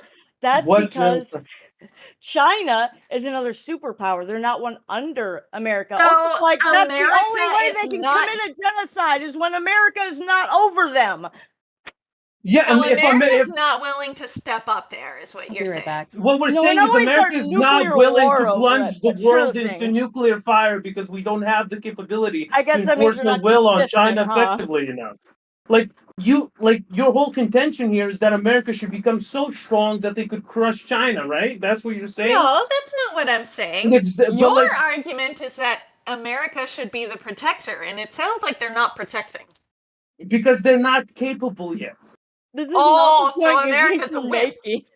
No, America's not a wimp. It's just they're not strong enough to save the Uyghurs, which they should strive to be able to be strong So enough. America And our needs- trade war with China is weakening China enough to ensure that Uyghurs get some sort of help from America. Hell yes. World has So you're problems still sometimes. So saying that America America's is the too fault weak. for that too. Yeah, I'm saying America is not as strong as I want it to be.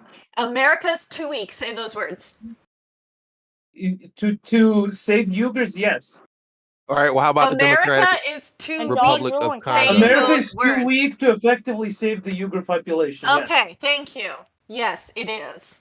That's, Well, it should be that's stronger. Darius, Yeah, for that's $2 something we should for improve. $2 Almost like that for $2, Darius America. says, No one's saying "Be America it has no known failings. that not Eli Monty ran from me." Fair enough. Okay. I got a question. For you, Dame, specifically. Sure. Do you think it's a problem that China is engaging in these exploitative, this genocide of its own people? Of course. If you had the ability and power, if you were queen of Canada and America, right? Like Canada and America had a married and became the same country, and you were in charge of all the military in NATO. Would you? I mean, okay. Would you just stop very them? quickly? I would be king, not queen. Apologies. Okay, King Dame. Okay, if you were king of America, NATO, and all the military, and you looked at the might we had, and you said, "Okay, we have the ability to go in and stop this from happening in China," would you do that? Would you stop the genocide in China? I mean, that's such a vague term. I would remove the power in China, for sure. The president is a problem. You would depose. You would. You would. What is the depose difference leadership between what in you're China. proposing and what? Yeah, if anything, what you're proposing is way more extreme than the way that America is involved in a lot of places. Why is it all over more the world. extreme to remove a problematic To leader depose than a it is to president of a declare country? war in Not an even- area not even- with civilians? Not even give civilians, Wait. the ability to. Hold on, Stardust. No, stop. Because yeah. how are you going to depose the leader without declaring war? Yeah, how the fuck are you gonna do that? Are you fucking kidding me? Have you never heard of a coup? America's great at those. Fair. I mean, Done okay. so well. They lead to such stable countries.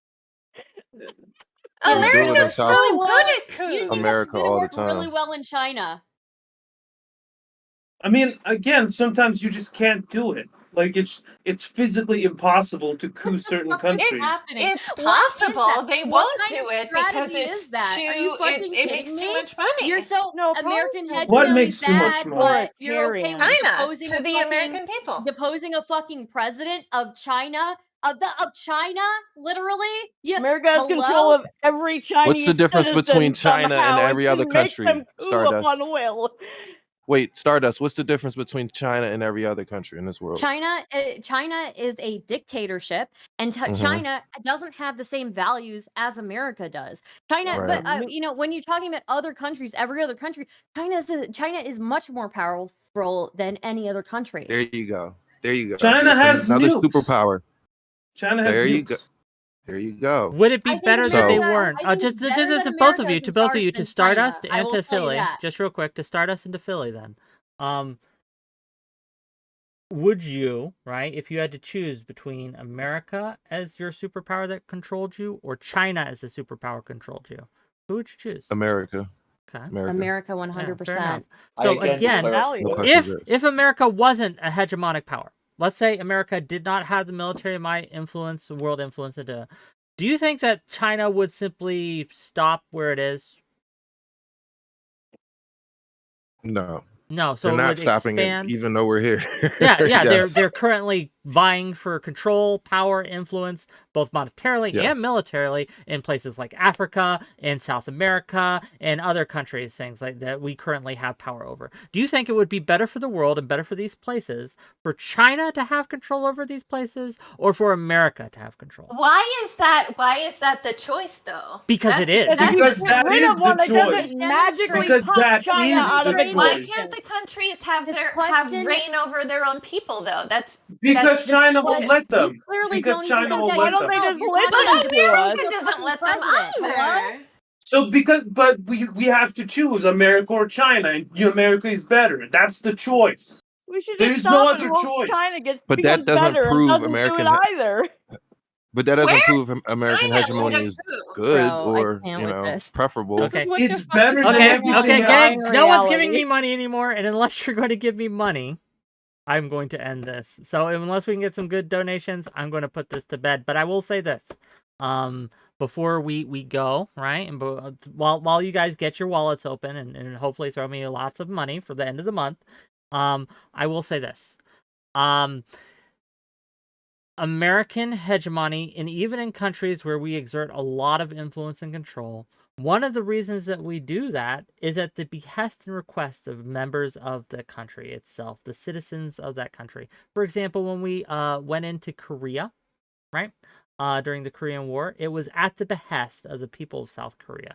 We didn't just decide to do it. They asked us, hey, help, we're being killed. Please like come Taiwan save is us. asking us now. For Mexico, they asked us, hey, help, we're poor, we're broke, we need help. Please, NAFTA, sign this agreement to help with us. Like, and I get it. I'm against pressure on this. I don't think America's benevolent. So when you say Mexico asked to join NAFTA, you imply that America Lumi, is thank the you for only the one donate. who Good was part of it. Good path, quick travel. Thank you for the sub. Oh, I Lumi, know, Bruce. where's the They're donate button? I will DM you my PayPal link. Yeah, and the GoFundMe's dead. Don't do the GoFundMe. The GoFundMe link isn't there. The Dono link isn't working either because for whatever reason, donating through Streamlabs does not get me money. It just never works. But I'll send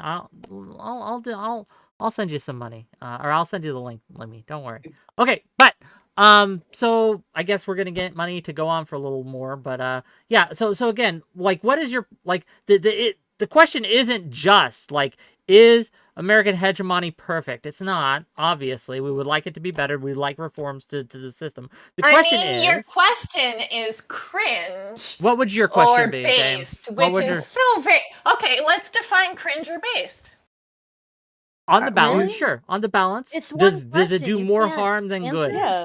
It's Does it do more complex issue. harm than good? or Well, does that's it do going more to good than harm? depend on the recipient. Like the outcome God. is affected by the observer, right? Some people are going to think that America has been a real shitheel. Other people are going to Most think people would be wrong. the people who've been the victim of American-led coups are going to probably be correct. They will have suffered because of the American regime. I mean, any action could technically have somebody negatively impacted. It doesn't mean that the action itself that isn't a good action. Like, probably if there was somebody trying to kill somebody else and shot the killer would think that my action was not good. But in reality, most observers would say that I did the right thing. Like There's also the fact that a bad Okay, action doesn't make you a bad actor. and again, So just it's so you not guys even the bad know, action. just so you guys know, America, the United States, is basically, in addition to 51 allies, the United States is obligated by treaty to defend. It has So a bunch you're of reading also, off wait a minute. Wikipedia right now. Let me That's finish clear. what I'm saying. Let me finish what I'm saying. It has also, beyond those 51 allies that it is that it has to How many defend, allies? 51. Just 51 wanted to be clear. 51 allies, and then What in year was addition to that? Yesterday. why does it matter? Dumbass. Holy Why does it shit. matter? These are all different. It does these are all matter, di- doesn't it? all these are Because these is that are. 51 Do you want allies me to finish today? my point? 51 Are allies a you year ago? fucking I'm crazy? like, Does she have a personality disorder? What's wrong with her? Why can't she let people speak? She's the most lethargic nasal speaking person I've ever Called met. Like condescending-itis. Fatal. it's Okay, like okay. Can I finish what I'm saying here? Finish your point, Am I allowed to Stardust. finish? My point in saying that there are 51 allies, plus also, like kind of ally-ish people. In addition to that, my point in saying that is that we are obligated by different agreements to defend those 51 allies. And if we go back on that, we're gonna look like fucking assholes. Out of how many Agreed, but countries in nobody's the arguing against world? that. How many countries are there in Why the does world? that matter? Why does that matter? Because you're saying you have specifically mentioned 51 several times. I am yes. talking about that's allies. the right yes. number. Okay. And how many countries are there? What proportion is it? about 200. About 200 I think countries in the world. It's over 200. Yes. So it's less than a quarter of the world that is allied with the United States. Quasi-allies that we still have quasi-allies that Just want let's us look at But it's those allies. 51 Stop. best Those countries. You don't okay. Those understand. countries. Automatic. Those 51 Best countries. How are their citizens better or worse off than the other countries that are not allied? Infinitely worse off. Infinitely worse off. The countries that are allied with us are infinitely worse off? No, those who are not allied with us Okay. are infinitely worse off than American allies. Like, even look at when Yugoslavia collapsed, Croatia was accepted into the EU and into NATO as opposed to like Bosnia and Serbia, and these were countries that were part of the same country, and now Croatia like dwarfs the other Yugoslavian countries. Like, being accepted into the ally circle is a boon to any nation that receives that privilege. Yeah, and I believe So I America guess is if the also question- the number one. America is also the number one provider of like foreign aid of all the countries in the world. Like it's so we Bush is provide worshipped so in much. Africa. I want to give space to Philly. I want to give space to Philly. No, I'm just saying we agree on all that. We agree on all that. We just have criticisms of the other aspects of the American hegemony. Okay, so NATO, great in my opinion, great thing. The countries that are in NATO, Wick, to your question, are better off being allied with America and allied with NATO. But that none of those have anything to do with any of the criticisms we were making. And it's funny because it's just like capitalism. While capitalism, it benefits a lot of people in this world, a lot of people, there are good critiques of capitalism to be had. Doesn't mean you hate the way things are, or you want to disband, or you want to, at least me personally speaking, It's just the specific criticisms that I have aren't being addressed. What is Sure, one of your sure. And it's I like, agree well, with a lot of your I, criticisms. I think what they I'll are say, legitimate criticisms. what I will say is that, obviously, like, I will agree that American hegemony isn't perfect. We've made mistakes, right? But I think overall, like American hegemony is much more beneficial than it is harmful. But I haven't been here for the entire panel, so I don't know like what your criticisms are really. So Daedalus, go ahead. so So, go ahead. one of the things I think pertinent to bring up again is like no one, and I won't even cop to saying that exploitation doesn't occur and that it needs to be corrected. But those things are not necessarily going to be connected inherently to the maintenance of a particular hegemon. The system is historically contingent.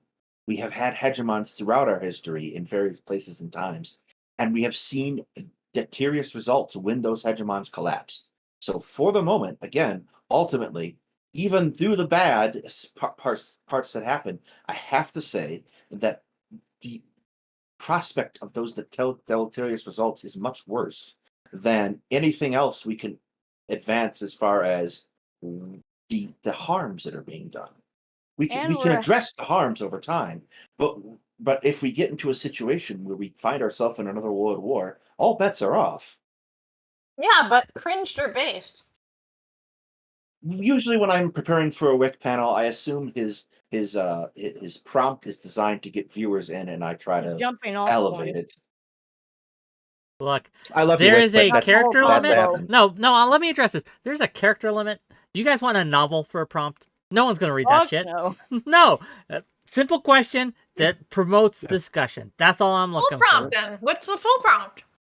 That is a full prompt. Is America The based or entire cringe? panel we've had is the rest of the prompt. Is American Well, hegemony no, it based or cringe? sounded like you wanted to talk Sure. about a character limit, so it implied that If you had a I longer one. were to make a full question to get to all the nuance of this, it would take a lot of time, effort, and energy. And Can frankly, you say it now? yeah, no, that would be exploitative of you, the panelist, towards me, the host, because that's a lot of work, and I ain't getting paid enough to make a full fucking novel. So you get what you pay for, which in this case, American hegemony, Sweetie, you based have or no cringe. idea what reach I have. Oh, Just to be that's clear, true. Wick, Wait, how Wick, I'm much about to- reach do you have, That's Dame? I'm correct. curious. Should I be super excited? She kind of blows both of us out of the water in subscriber count. Well, good then. I'm glad. I'm glad you have a Oh, lot I mean, of I'm reach. not gonna. It's not worth sharing if you don't want to, like, actually, if you don't. I actually have want you. to have I the full let you conversation. on. Blackmail. I let you on, not knowing you from Adam. Okay. I let everyone on. Subscriber count only matters in the amount of like You're the one promotion. who put monetary value on. Sure, I put monetary value on everything. Okay. I'm gonna go ahead and leak some DMs here, Wick, if you don't mind. Here's the prompt, everybody. Thank you. American hegemony, good or bad? Question mark. That's it. That's Hang on. Oh, If so we're gonna it's leak the even DMs, shorter. Thank if we're gonna you. leak the DMs, let's be fair. Hang on, let's go back up here for a bit. American defenders. That was the other If day it's when just I was good doing or this by bad, then myself. any hegemony is bad. Currently, America stands as the de facto superpower in the world. While its influence and reach isn't all-encompassing, it has projected its will and force in the world, both militarily and culturally. Is this a good or a bad thing? Why? Ooh. Should we encourage more of it? Expand its power and influence? Question mark. That was what we put you out got a juicy prompt. yesterday. I got a simple prompt. Yesterday. I don't know. It's I our put it in the group group chat. Everyone got Yeah, it this was in the prompt. If you group read the chat. group chat, you read this.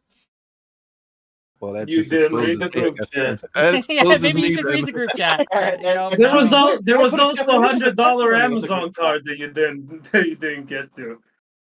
Oh man. Okay, Well, okay, now that's to okay. be I just want to know, right? Like, why do you think that, Dame, I'm curious. Do you think that we can exist in a world currently without a hegemony? Like, Yeah. with any hegemony? Yeah. Why do you think that? Because hegemony, if we look at the definition, is about like predominance, a predominant influence. When we talk about individual countries in the world, why does any one need to have special power when it's really supposed to be, we're talking about like a cooperation of world powers. Like, why does one need to be dominant over another? I think it's not need to, it's will. If we do not take the dominant spot, another power will, and I would much rather be the bully on the block than have That's China a false or argument, Russia. though. Why? That's What'll actually happen is that We there'll just be gotta a share struggle milk with 'em. for who takes control. Exactly, and within that struggle, we better hope to God that someone benevolent wins, or someone at least as good or better than America wins. But the thing is, I'm looking at the world stage, and I'm looking for a country that would do it better than America, and I am hard pressed to find any that are both capable, right? That have the capability to do it, as well as the might to enforce its will. The only country I see on the world stage currently that is at that point is America. I mean, it But do you sounded think like China Canada is do it? stronger than America. So China? to me, it sounds China's like much China's an better. option. China and China's America so are in a great. struggle right now. I think that No, China is very genocide weak. their I don't people. think it's. I think within its own borders, it is much stronger, but it does not have the same influence that America does in most of the world. There are exceptions. There are places where we can look, like BRICS, for example, Brazil, Russia, and India and China, right? Like where it's trying to extend its influence and put and do the long game, the Belt and Road Initiative, all that, right? It's making plays. But when we look at like most of the world, America just dominates.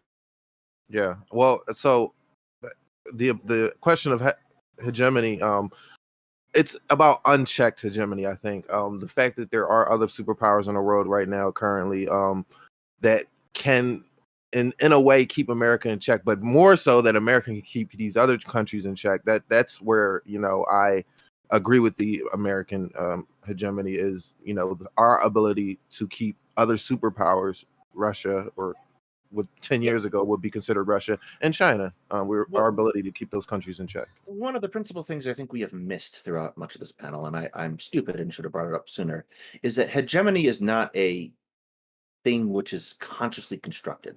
It is kind of a thing we describe after the fact.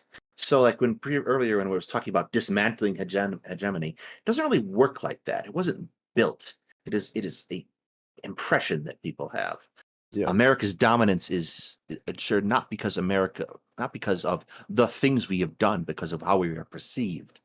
And like those things don't really change that easily either. Just like a lot of international policies and conflicts, we may think we're making the right choice when it's happening, and then realize we made a vital error or we didn't have enough information. Sometimes we do make the wrong choice, but just because we see it's the wrong choice now doesn't automatically mean it was done with malintent, or not done because they thought it was the best option.